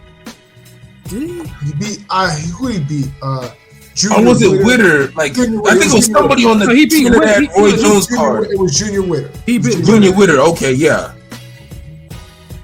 Yeah, but now dude hasn't won a fight since 2017. He's on a 5. He's won a draw and 4 losses since. Should have beat Berto. Should have beat Ortiz. Mm-hmm. That's PBC fault. Like I fuck with PBC, but they fucked up dude's career on that one. Like yeah. And where are these niggas at? Like Devin Alexander, you extended him. He the only one out of all them niggas still trying to box. Yeah, and give him the wins. He earned it. Yeah, like his downfall saddens because that dude was too talented to have his career end up like it is now. Like fucking especially terrible. after he beat the addiction shit. Like that was the sad part. Like yeah, he done came back from the another realm, and it's like this how you doing shit. Like no. And he clearly beat Victor Ortiz. They gave it a draw. Yeah. And he beat Berto. Yeah, those 2 wins, and he could have been set up to as anyone. He could, as a viable not even a journeyman, like an actual contender. No, he would have been a legit fight for anybody. We're not, dude. If niggas ain't complain like that for Spence Peterson, no one would complain for that for Devin Alexander versus Swift or even a Porter rematch or Spence or even Thurman. Like. Mm-hmm. Shit, y'all could have fed him the boots then. I mean, Thurman's only fought 3 times in 6 years. That's kind of crazy, though. He's done. It's sad. I'm Terminator too, but it's like it's done for Thurman, man. You know? I mean, his hairline. So he'll end up fighting somebody within from now to next year because rumor has it. I'm hearing. I hope it's true. Thurman might be fighting Ugas. I like that fight. Or Crowley too. I'm cool with that too, but yeah. I personally want the Ugas. I know Thurman's another. Because see, you already got. We know Spence and Bud gonna fight, so everybody has to damn do something now. Nobody's on call anymore. Yeah, well, I'm hearing there's rumors that Boots is gonna be fighting Via next. So that's a good fight. Via got the upset win. This is a winner. I mean, they should definitely make the upset gift. Yeah, upset gift. The win. I'll put win in air quotes because I don't think he won that fight. Yeah. But, so now all these guys gotta now make moves and kind of decide what they're gonna do now. That's the other good thing about this fight being announced. Now everybody can just stop sitting on the sidelines hoping to get picked. Pick me. Right. Yeah. See, that's the real pick me. Like, but y'all be saying pick me on these damn relationship podcasts. That shit just sounds so weird and stupid. Like, y'all see that chick in the podcast talking about her man needing 7 jobs to take care of her? Man, that's just cap though. Like, dude, that's some bird babble. God, we're in the day and age now where people obviously troll for attention and clout chase, and you see people always doing these skits where they'll be like, damn, so you're not gonna buy all my kids McDonald's? That's fucked up. Yeah. I got 4 kids, not just your kid. Like, people what's the other one where the dude is like, if you around me and you're my homeboy and you're cheating on your wife, nah, I'm gonna tell you. Yeah, that one. Yeah, that. I've seen that. That was weird. That's weird because it's like, why make a video about that? Like, niggas ain't gonna know you, right? like who does that shit? Like, yo, clout chasing is a motherfucker on social media. Like, I'm a sociologist. Moral conscious clout chasing. Yeah. I swear, psychologists and sociologists are probably like eating up all this disorders that are going on these days, nigga. Like, it's fucking ridiculous. Yeah, like this people. Oh, I need some. Like, dude, they say that. Like, dude, like you can't believe these women on these podcasts, bro. Like, didn't the Ebony K. Williams shit teach y'all anything? Like, right? Like, yeah, you want this type of nigga, but a regular ass cracker could bag you. Like, not even no special dude. Like, you're not even talking about no A-list, no celebrity, no star, just a regular white dude who doesn't know how to use that reminds me of that tweet that I commented on that with the black woman that she was like, I'm only attracted to 1 or 2 types of black men. I'm attracted to numerous types of white men though. Like, that's self-hatred, boy. Yeah, that's self-hatred. Yeah, nigga, you'll accept numerous bullshit from the damn color spectrum, but black people, it's like. I just saw a meme with the Precious, the big Precious girl and her husband, and then on side by side it was like some a black and white couple, but just the black dude is gonna get shat on as opposed with Yeah, I see. I know what you're talking about, Pilot. Like, only one of them will get shitted on. Like, one will be called Paul Zaddy and all this bullshit. Yeah, like, come on, man. Like, shit just sour grapes. Like, let people get whoever they want. Like, but see, I have a thing where like I read a lot of comments on YouTube and Twitter. There's some. I'm not gonna say nobody's weird, but there's some. If you scroll in your comments, if you're gonna see some weird fucking shit, or just read some weird shit. Just read. That's the Twitterverse in a nutshell. Yeah. Right, exactly. Scroll down, man. They get what the fuck is wrong with people? Even on Elon Musk's Twitter, people be saying some shit. Yeah, all that shit. Just people project. Dude, anybody can say anything now. People know that's the whole clout game now. Like, you don't have to because it's not like we're gonna take a camera and follow these women around and be like, okay, hold on. Mm-hmm. She really do fuck with a nigga that got 7 jobs. Like you think she really fucking with them damn what's that shit off Living Color back in the day? Hey man, like, yeah. It's like, remember when they was like in the courtroom and he's like, what you here for? He's like, Unemployed. He said, my unemployment. He's like, unemployment, so you have no job. Oh, man, let me get him arrested. How you have no job? You're guilty. Like, no one's doing that shit. No one gives a fuck. Like, hell no. They'll say one thing, but if the right nigga come around, you know it's a whole different game. And that's how it always been. Facts. They just try to make it seem like it's different because they trying to sell an image. They trying to sell a podcast. They try to sell an interview. Anybody come up now speaking this shit, like it's almost like it's predictable. Every week somebody say some outlandish shit that we already know is stupid. Mm-hmm. Yep. But people give it attention. If honestly, if everybody unfollowed one of those blog sites or whatever, or didn't retweet or comment, just collectively just scroll past it, that should have probably stopped. Mm-hmm. Now, and there are certain, like, Twitter, like, especially on Twitter, there are certain profiles and certain brands that when I see them, I just make it a point to just scroll past it. Yeah, Daily Loud. Daily Loud is one of them. They just be saying anything. I really get them. Then when I found out that they were basically ran by a bunch of middle-aged white men, I'm like, yeah, you know what? No, I'm good.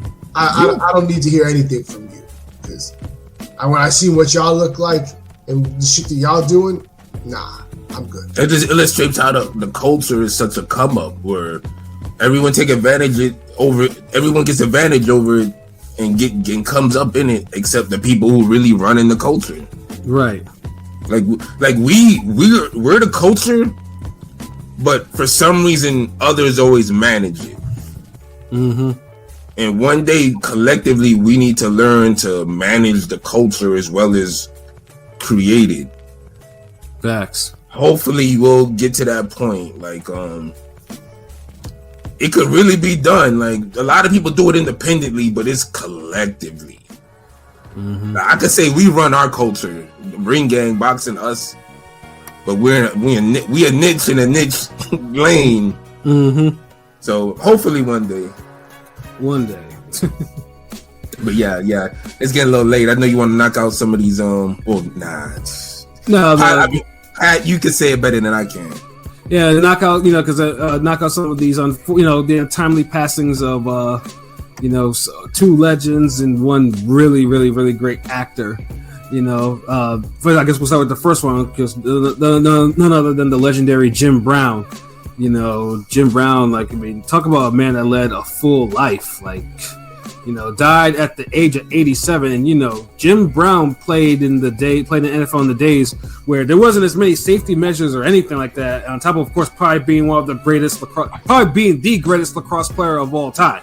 Yeah, that's wild. But on top of his sports achievement, of course, easily, civil rights, boxing wise, he was the early partner of Top Rank. He was the one that introduced Muhammad Ali to Bob Arum, for a little boxing, so without him, we probably wouldn't have get Top Rank, so you got to thank him. And then, of course, we all know his turns as a Hollywood actor as well. Of course, some of the 70s movies, and of course in the 80s, I Got You Sucker, and of course the 90s original Gangsters and all that. He got classics in every decade. It's like he was like the Roberto Duran. It's funny because I'm glad you mentioned that, because it was funny. I felt like last week I was saying that saying to somebody, was like, it's funny because we talk about Top Rank and Bob Arum, but there's two people that we could really credit for the success of Top Rank that don't get that credit, for helping Top Rank become what it is now, and it ain't Bob Arum. It's one, the Nation of Islam, and two, Jim Brown. Yeah. They, with their contributions, don't get talked about, but they help kind of build what the empire, because the Nation of Islam was really running Top Rank back then. Of course it was. And Bob didn't know shit about boxing, but he knew about Muhammad Ali. So that's the whole reason why, basically Top Rank was built around Muhammad Ali, and then, that's how Bob got his education in boxing. So yeah, Jim Brown, man, that was a man that he led a hell of a life, man. Now let me just say this. Now I do respect Jim Brown a lot. He is a legend. I'm not gonna be one of those people that's gonna bash him. I just wish that his last couple of years didn't leave like a bad taste in my mouth. Yeah, it almost seemed like he did a 180. Like Kareem, like Kareem, like he used to hang out with Kareem. Oh, no, what did he do? You gotta say what he did. Well, he was like completely pro-Trump. Yeah, and he was bashing Colin Kaepernick, and and he felt weird because it was like you were backing Muhammad Ali back in the day for his protests, but now you want to come around and just completely bash Colin Kaepernick and what he was doing. It felt weird that he was like. It was weird coming from him. Like him and Kareem Abdul-Jabbar, because there's that picture. He was going in on him like unnecessarily. You know that picture with Bill Russell, Kareem Abdul-Jabbar. And then just he went MAGA, and it just like it bothered me. It bothered me. But looking at his film, he probably would have been a beast in the NFL any decade he played. Though he looked like a monster. And I'm not one of those people that's gonna because there are people that also the stuff with the women. People were definitely. I hate to say it, back then in the 60s, 50s, 60s. No, I don't condone it. I don't. He was wrong. I mean, he just told her to get the hat, bro. But I'm just saying, back then it seems like all our greats was beating on their women, and that's what it was. Man, that's just overblown, bro. Like, dude. If you let women tell this shit, everybody was getting their ass whooped on some Color Purple shit. Like, this is the thing. Like we gotta stop this shit where women want to tell the narrative, the story on fucking masculinity throughout history and shit. Like yo, chill with that shit. Like, bro, like not everybody was getting their fucking ass whooped. Like, stop. Like, goddamn, like, nah, like. It's fucked up, but I'm just saying, like. Well, like I said, I don't condone it, but I also felt some people were going a little overboard, trying to bro, you don't need to. He's already dead. We don't out there. If you go to Wikipedia, you can scroll down and see it. Obviously we know that happened. That's what it is. It just feels weird that when someone dies and they did things that they always every single you didn't really agree with. You just kind of just make it a point to now you want to tarnish their name. It's just why are you going? I came across a tweet today. I know Pat was probably going to do, but Tina Turner. I saw with Tina Turner about her hating Africans or something. Or something come on, man, yo, I'm because I knew about that interview. I've seen it, heard it before. I'm in between the fucking Tina Turner shit. On one hand, I get this shit, the whole because The Color Purple was a horrible movie as far as it's that trauma porn shit that everybody is on, and for them to remake that shit is just, and it keeps that narrative of just it's a gender divide set up. They try to make it seem like I never watched Color Purple before. Oh God. I was young, so I never really bothered to watch it. I remember Rodney told me that shit was a damn play at first. It was a Broadway play. It was a book first. It was yes. It turned into a Broadway play that turned into a movie, and the movie just went completely overboard. I mean, you know what I'm saying? I'm gonna give Whoopi her props because the acting. But I didn't like the story and how it basically became what it became now, where it's like Kevin Samuels used to say, the color purpling of our society. It's get the fuck out of here. You don't want me I gotta rescue you, save you, but then I can't tell you to smile or ask you to smile. That bullshit. Exactly. Come on, man.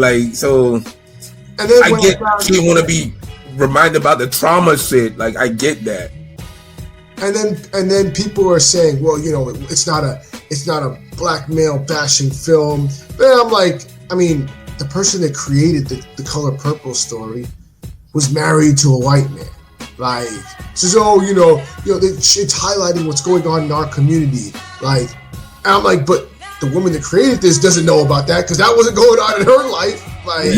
See, it's one thing. Look, if you've been married to a black person before, then you kind of got a free that's even if you marry somebody else afterwards, at least you could say, okay, you was in the community, you got some type of experience to draw from. But without that, it's kind of just like it's like a fantasy, nigga. Like you're going over hearsay, and a lot of people, some women get into this habit of, oh, I have a friend of a friend of a friend who husband drop kicked her down some stairs, and then when they keep telling the story, it's not even a friend of a friend. It's like, oh, my friend. They be like, who? Girl, one of them, Peaches and them cousin. Like not all y'all getting your ass whooped, because when we go to the function, I don't see all y'all with black eyes. This is true though. Like, all y'all makeup ain't that fucking good, yo. Like, nah. Yeah. Like, stop telling this shit. Like, and Kevin Samuels was right about the fucking.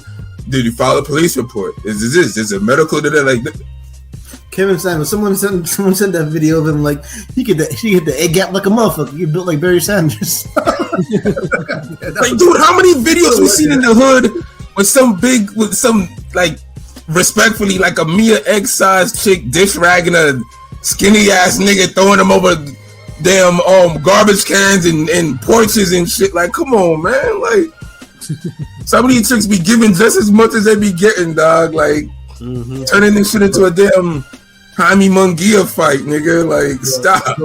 But rest in peace to Tina Turner. She's an absolute legend. Yeah, I mean, Tina Turner, like, I mean, of course, if you're familiar with her life story, I mean, obviously, of course, I love love for, her life story is tied to one Ike Turner. Of course, the movie, that's all got to do with it. The movie was a lot of fictionalized extra bullshit. Right. There was never no cake shit in real life. Like, motherfuckers be mad over shit that's made up, man, and that's the problem. Well, if there's no Color Purple, then the Tina Turner story probably. The movie is probably a little different, but they know that extra shit could sell. Right, because obviously we all know, like, she stayed with Ike Turner for, about 16, 17 years. Then they got divorced, and then Tina basically had to rebuild her life and her career after that one. No, she had to rebuild too much of her career because she kept her name. Yeah, exactly. Yeah, exactly. That nigga beat you so much, but you was like, yeah, I want to remember him and have his last name forever. Like, come on, who does that shit, bro? Like, yeah, but I mean, in the 80s, I know in the 80s, like, her music was like every fucking, she was already in her mid 40s, and then, she had all these damn hits, like, of course, What's Love Got to Do With It. I remember that song playing constantly. Private dancer. Yo, low-key, I hated that video. Because she was dancing with a white dude in there, like that. Yeah, that was the whole corny part about it. Like you singing your damn ass off to this motherfucking Poindexter ass motherfucker, like. Right. Proud Mary was your song too, right? Proud Mary. Yeah. Well, that was in this. That was in the. Yeah, scroll up, nigga. Like. Yeah, that was like. I mean, time machine, nigga. I'm not familiar with music, to be honest. Well, Proud Mary is definitely not no 80s song. Yeah, like. Well, now she can. Now they're both passed, so now they can argue amongst each other in the afterlife with her and Aretha Franklin. Now they can go back to arguing. Oh yeah. But now Jim Brown and I think he up there with Jim Kelly now. So they got Jim Kelly. Fred Williamson still alive? Jim Kelly died? Yeah, Jim Kelly been gone. What? Yeah, Jim Kelly been gone. What the fuck? The martial arts artist, not the football player. Yeah, you're right. Yeah, okay, I just Black Belt Jones, nigga. Yeah, no, Fred Williamson is still alive. Okay, please protect him. Yeah, he's 85. They look. Tina Turner was 83. Jim was 87. Like, they long lives. Like, that's this is long lives for sure. Yeah. It's impressive. The black person, you hit your 80s, you done kind of live. Never looked. She always like, Pam Grier looked a little older. You know what I'm saying? Like, I'm just saying, like, Tina Turner, she didn't seem like she looked old. She never looked old. Oh, she did. Yeah. And Pam Grier was fine up to like a long ass time. Like, yeah. Pam Grier was still fine up to like the early 2000s, bro. Like, yeah, cause I know. I mean, but at least I'm glad that Tina Turner did get her flux. I remember there was a documentary. I think it was on HBO, or whatever. That was like, that kind of put everything into, like, kind of summed up her career. Because I know in her later life, she left America. She actually gave up her American citizenship to move to Switzerland or whatever with her white husband, with a second white husband or whatever, and was doing. That's where she was. Marvin Hagler. It's like, yeah, Marvin Hagler went to Italy after that, so it's like, but yeah, no, yeah, Tina Turner, like, I mean, she is a legend. Like, I mean, like her, I mean, obviously, you know, R&B, soul, gospel legend, like whole, like rock legend, you know, like all. But see, and that's the one thing. Like, Ike Turner is just a legend enough as in a pillar of rock and roll. But you see how they kind of removed his name from the history and kind of left him as a. I mean, I think he's in the Rock Hall of Fame, Rock and Roll Hall of Fame, though. But yeah, he's not, you know. I think that movie kind of, because it obviously came out when he was still alive, you know. That and movie, it was just extra shit, man. Just like, but I'm not never saying, you know, because you know, I got older parents. I'm not saying there was abuse, but I'm not saying, but yeah, like that movie kind of made him like a pure demon, like. And then because they added so much shit, and now everybody's like rewriting history. Like, I see the tweet, like, what's this shit with the? How's Beyonce got that in her song, and Jay-Z saying it to her, and like. Mm-hmm. But Tina Turner is your favorite artist. It's like, it's like this shit just all over the place, man. Like, it's like people gotta understand, and I guess that's a little bit with the Jim Brown shit. Like, I guess the MAGA shit was like maybe 5% of his overall life career. Right.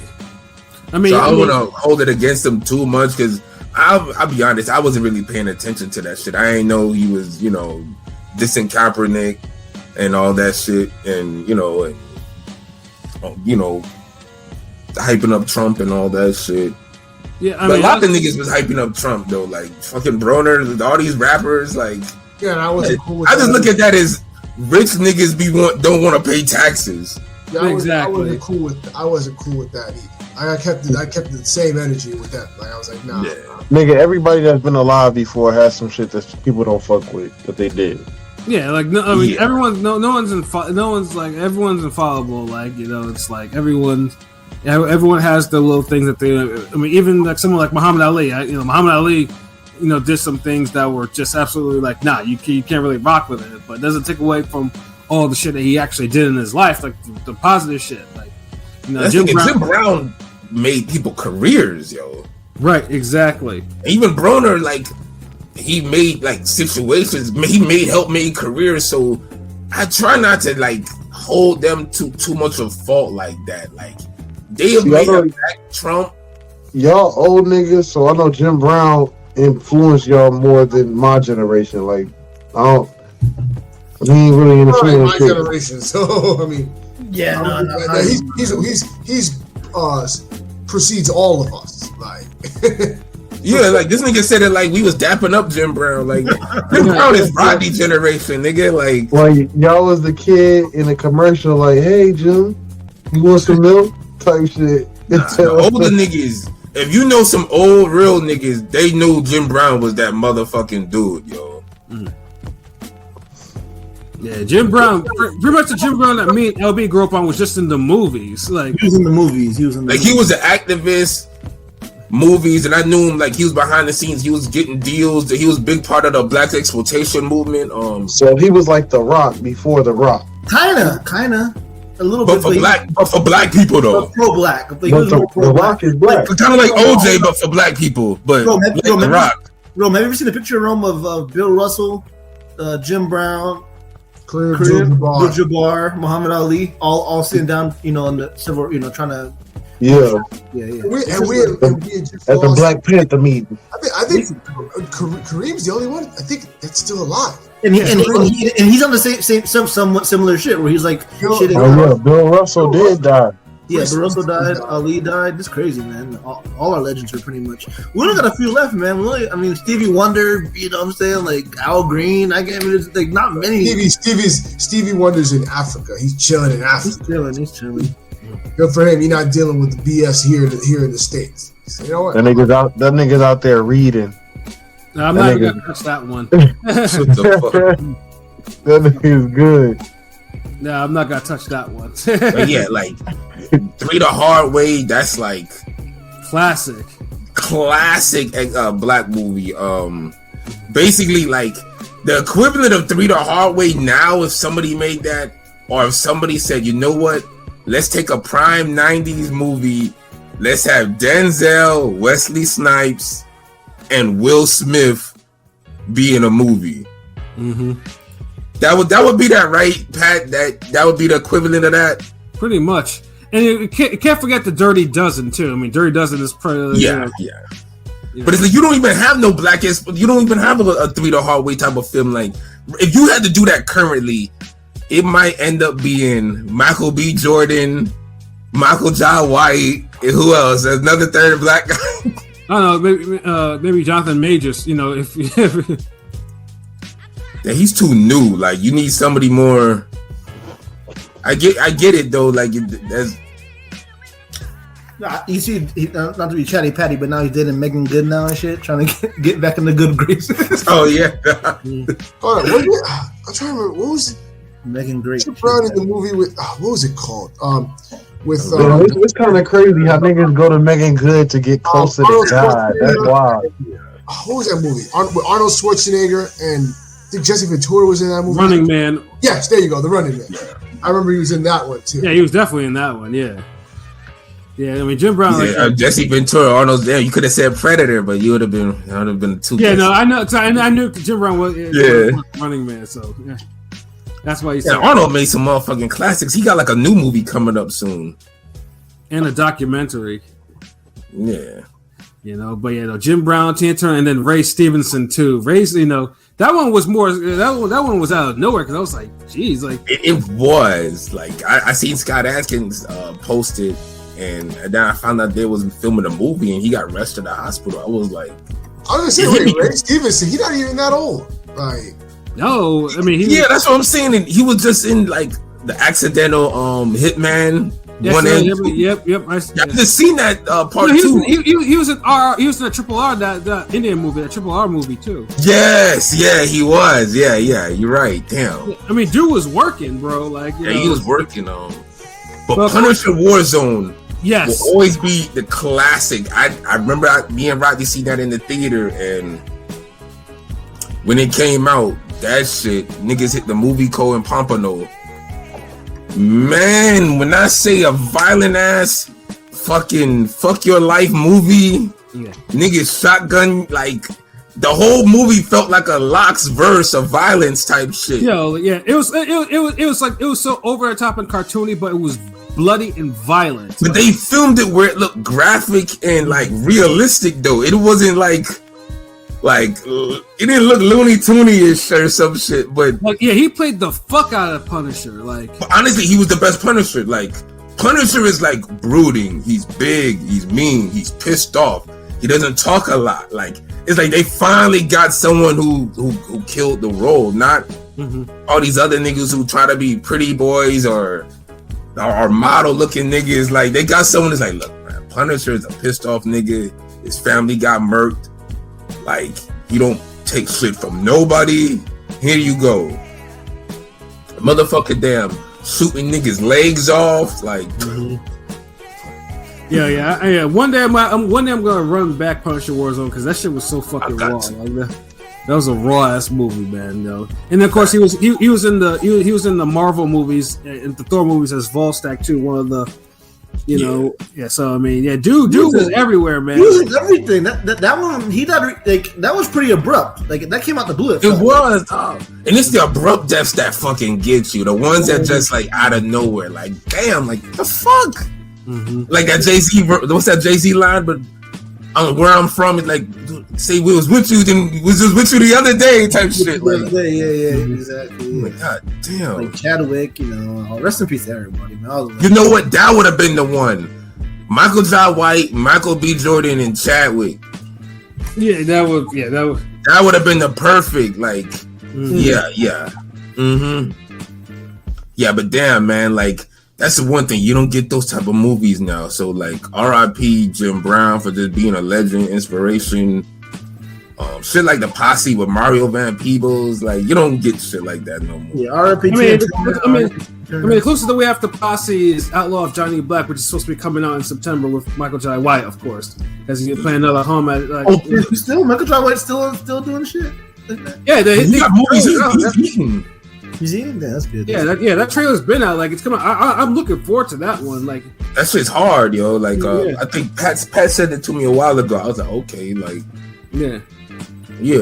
fucking but yeah, you know what, Pat, I got another one. Probably once we get off of this shit, I'll probably finish it. But I was watching fucking Only the Strong the other night, nigga. Like, oh shit, that's a fucking I had to tell it back. Only the fucking Strong. Yo. That shit, oh man, like I ain't gonna lie. In the 90s, like if you came from like Miami high schools, but like known as like the like murder capital of the world type of high schools, nigga. Like, yeah, I'm pretty sure. Every movie had a school in Miami that was like just going to shit. Like first, like movies like High School High and The Substitute are probably based off Miami shit, nigga. Like, they were like filmed in Miami, like all of these. The Substitute, Only the Strong. Yeah, it's like pretty much any bad school in a movie was probably filmed in Florida. I think Dangerous Minds is like the only. If it wasn't Miami, it was in like Cali. Yeah, exactly. It was taking turns. It was like, alright, Miami. Nah, give them like we need some lowrider shootouts, nigga, and some jits. But yeah, I would love to see them. That's a movie I would like to see remade.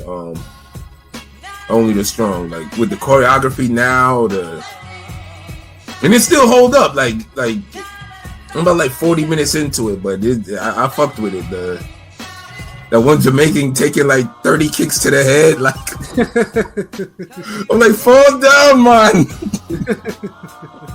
Yeah. He's spinning around like a top, son. Yo, if I come across that shit, nigga, I might have to. I already have a queue that's already full. Like, there's already a whole bunch of movies I need to watch though. But I might make a special detail for that one because that shit used to come on pay-per-view all the fucking time, and that shit used to come on all the. It's a good little hour, 40-minute, like a 90-minute type of movie that you could just put in, pause, and just like, yo, I fucks with this shit. Like, I remember this shit, the little banana way. Yeah. Banana way, nah. Like, yeah, that shit was something though. But word. The 90s was special when it came to martial art movies though. Like, yeah, sometimes the B levels were probably more fire than the A level shit at times.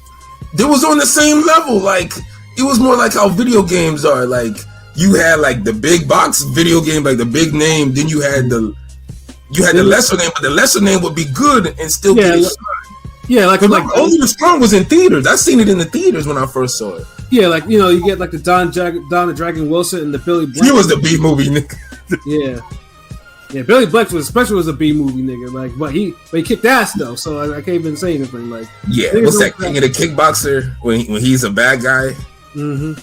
Anybody who like martial art movies, if you want to see Billy Blanks, like fuck all this Tybo whole shit, shit that nigga was on. Like, he made money off that shit, no lie though. But yeah, he made money. Like, he got his George Foreman on, but Billy Blanks was like legit.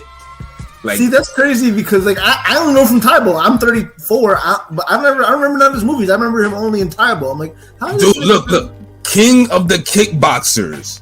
Okay, that sounds familiar. Okay, I remember that. Find that movie. It's starring the dude from No Surrender, No Retreat. Was he one of the main cast members in that? Yes.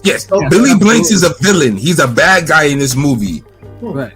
He's been in other little B movies and show his ability, but this is the best one because he has the best. Like, this nigga's he's jumping up and doing reverse Van Damme split kicks. He shows all the shit he does. His whole bags out. Paul. Yeah, you see how bad Michael Jai White look, and we be like, damn, that nigga need to be in more movies. Like, he whooping everybody up. Like Billy Blanks was that nigga then. Like, but just didn't even get to the mainstream level until he did his own thing with the Tybo shit. Yeah. Until the Tybo, because Jude was. Like some of those B movies he did were like because Jude was a real serious martial arts. Like, Jude he had real skills. Like, and he was acrobatic, like in them kicks, nigga. Like, yeah, but it's sad though. He's known as Tybo. I'm just like, ugh, and that's a legacy. But yeah, just real niggas knew he was about that life though. Like like you ran up on Billy Blanks the wrong way, motherfucker would beat your ass like it was going out of style. Like, yeah, he tried to like the niggas back in the 90s and 80s. They could kick, man. Yeah, they could. Everyone was a kick except for Steven Seagal though. He lifted his leg up this entire shoot. Nigga, he ain't, like, have you ever even seen him kick somebody in a movie? He didn't kick nobody. Maybe a knee or two. That's about it. Yeah, you might get a knee from that nigga. You might get a knee to the gut. That's about it. Imagine being a bad guy and everybody's sharing their ass whooping stories and like, yeah, man, you couldn't believe what Steven Seagal did to me. Like, what? That nigga roundhouse kicked me. Niggas would be like, what? Stop! Like, nigga, stop. Steven Seagal ain't kick you, nigga. Stop. He broke your arm or some shit, right? Like, nigga, like, he ain't kick you. You capping right now, bro. Oh man, but damn, man, you got us talking about movies and shit. But yeah, man, you could close it out, nigga. The final thoughts. Yeah, definitely. So definitely. So P, man, you want to give us some final thoughts before we get up out of here? Man, just, you know what I'm saying?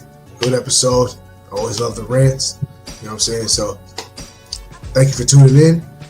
You know where to find us at ringgangradio.com, YouTube, Instagram, Twitter, Facebook. Follow us everywhere. We out there. TikTok, and you don't stop. We out there. We I do. Pause. I ain't singing the rest of that shit. Yeah, well, I mean, I'll box you up. I want to box you up. Yeah, I want to box you up. So. That's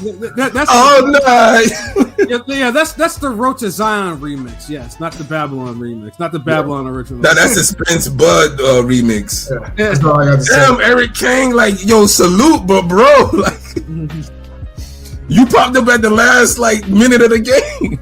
My little dog Eric, shouts out to my boy. Yeah, but salute though, man. Rewind it. We talked about some shit. You know what I'm saying? Word. You have any final thoughts? No, not much to say.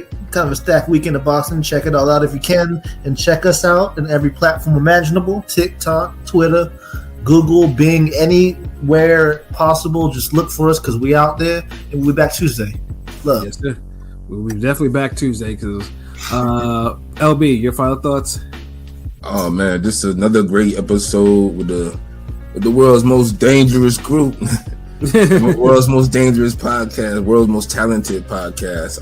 Just more fly shit on the way. We are making another anime episode, a little shorter one. Back like when we did the first two.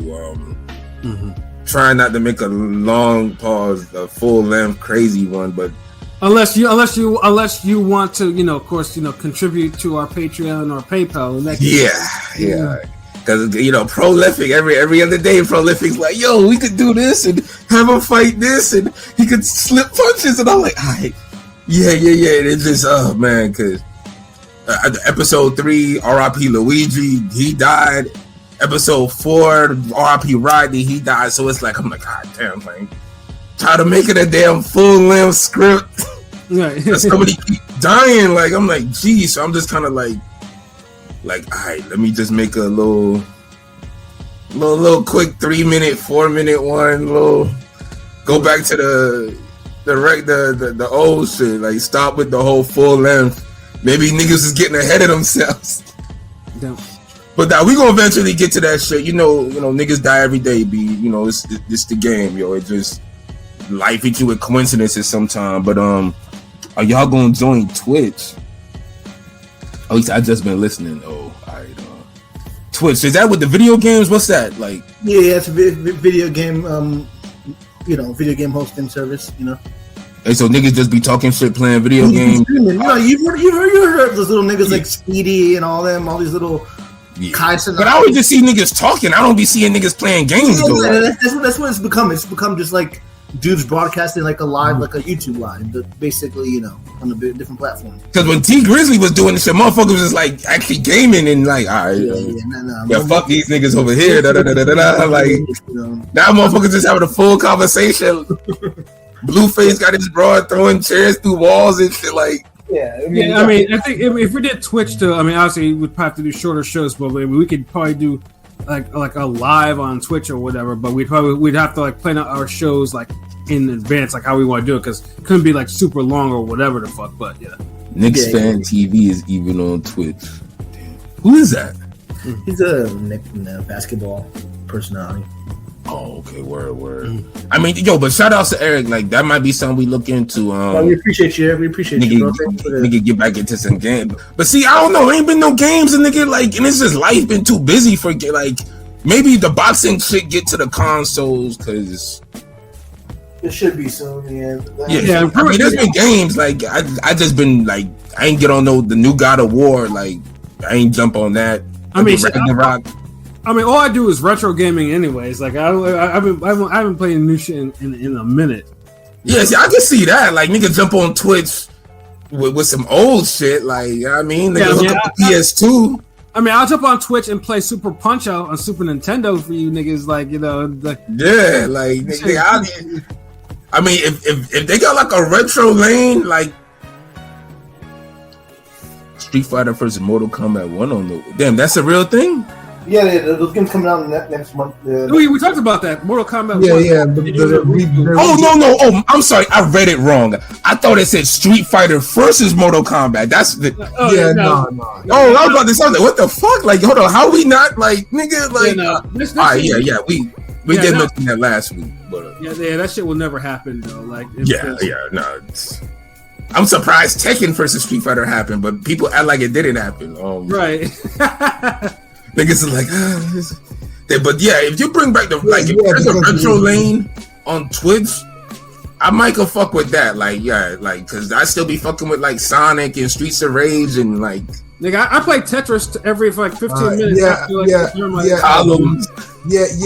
People like to forgot it happened because it was so underwhelming that I would basically want to act like it never happened. So, is it that bad? It was under like.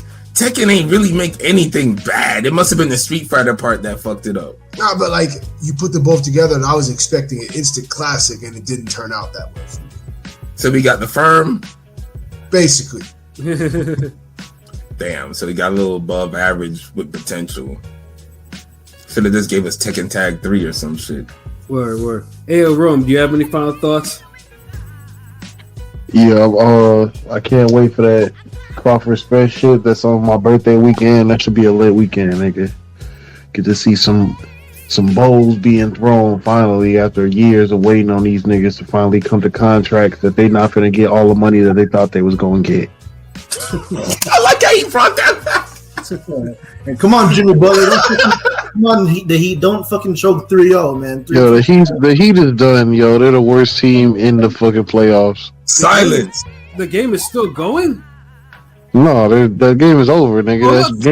The game was over in the third quarter. What should I say? Dragonfly Jones, silence. Yeah, y'all go in there. You two look like King P could talk, Pat could talk. You two niggas is like banned from commenting on the Heat. Like y'all niggas are just some haters because the Bulls got murdered. I want them. I like Jimmy, but damn. Nigga, Jason Tatum is better than everybody on the Bull, everybody on the Heat put together, nigga. Fuck it, he ain't no Jimmy Bucket. And yes, Tekken Tag 3 should have been the next game. Like, imagine tagging Leroy Smith and Hayahachi. Oh my god, thank you. Yes, like I don't know why. Like it's like everybody always fuck with Tekken Tag, but for some reason Namco and Tekken just be like, like. Because Tekken Tag was co-op. You can, team up with your nigga, pause, and go online and whoop niggas. Y'all just be like, yo, you be him, and we finna go whoop these niggas and win this tournament real quick. Tekken Tag was low-key raw, like the concept behind it. I never thought of a fighting game where you tag a nigga in when you start getting your ass whooped by one character. Well, the rival schools did it first, though, with Capcom. You said what school? I'm too young. Rival schools. It was this rival schools. I was about like it was a 3D video fighting game from Capcom with like schools fighting each other, and like popular schools. Yeah, like Japanese schools, whatever. Like it's a video game schools, but you had but you would pick like 3 people. Like there'd be group wise, like King of Fighters. So you would have like the athletes. You got one team would have like a nigga who played baseball, a chick who did volleyball. Then you had a dude who did soccer. That's one team. Then you had another team. You had a dude who was like a boxer. Mm-hmm. Then you had a chick who was a cheerleader. Then you had like a football, like. Then you had another. So it was shit like that. You had, I think, one of the chicks from Street Fighter. And it was fighting? Yes, in the moves. Yo, I have this shit for PlayStation 1, actually. Like, goddamn, these niggas might make me have to fucking bring that shit out. Like, yeah, yo, if they got that retro shit on Twitch, nigga, but nigga, I'll bust out fucking retro, some retro game. Nigga, I used to have a Wu-Tang Shaolin style video game, man. That shit was dope. Hard as a motherfucker, though. Yeah, it was. Nigga, hard. That shit was Ninja Gaiden hard, nigga. Yeah, like, God, but yo, Old Dirty was that nigga, R.I.P. Mm-hmm. He had the drunken kung fu. So the real talk, though, if I find some time this weekend, because I got all that emulator shit on my computer, I might have to run all that shit back. I might have to do it for old time's sake. Oh, Dead or Alive was fire. Like, I got the last one for PS4. Like, yo, shout out. Damn, Beth, where you been at? Like, dude, do we gotta talk about video games first for y'all niggas to show up? Like, we try to lead this motherfucker. We not even meant to be talking. We just, like, it just flowing and everybody showing up like. These are the closing statements and we rambling. Yeah, and these niggas is showing up like, hold on, hey, remember Tekken 5? Like, niggas dropping down like, hey, y'all play Pac-Man 6, nigga? Like, niggas pulling up like, y'all said free drinks till 12, right? Yeah, it's like, hell no, nigga, it's 11:59. Fuck y'all doing? y'all commenting at the end, but nah, I fucking, alright. So, I been watching. All right, okay, all right. Just making sure, because y'all niggas commenting when we about to leave. Hold on, wait, I gotta give them props. We might have to do a future video game episode, solely video game episode in the yeah, like, seriously. But I did fuck with Dead or Alive, and yes, before anybody comments and say Virtual Fighter, did y'all play? Yes, we play Virtual Fighter as well. Yeah, I sure. Dead or Alive was better. It also was, yeah. I mean, I fucked with Virtual Fighter, but Dead or Alive was better though. Yeah, the Virtual Fighter was realistic, but Tekken was the best out of all of them. But I think Dead or Alive was a good hybrid because I like the stages in Dead or Alive. You be fighting up some steps, beating a nigga ass like. Alright, man, my bad. Like that's enough. Like y'all. Yeah. I mean, I don't got much. I don't got much to say other than thank you for tuning in. And yes, we'll be back on Tuesday. So hopefully everyone has a fun and safe Memorial Day weekend.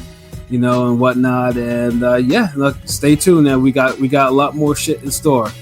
Yeah, so for myself, Pat Scorpion, the New England representative, for LB Shuttleworth, the God, the Go artist, for King P, Bodega P, Picassius Pilot, and for Rome Top 5, aka Chicago Win. This has been another wonderful episode of Real Talk, where as always, if shit's real, we talk about it. So until next time, peace. Tell everyone. Keep looking in.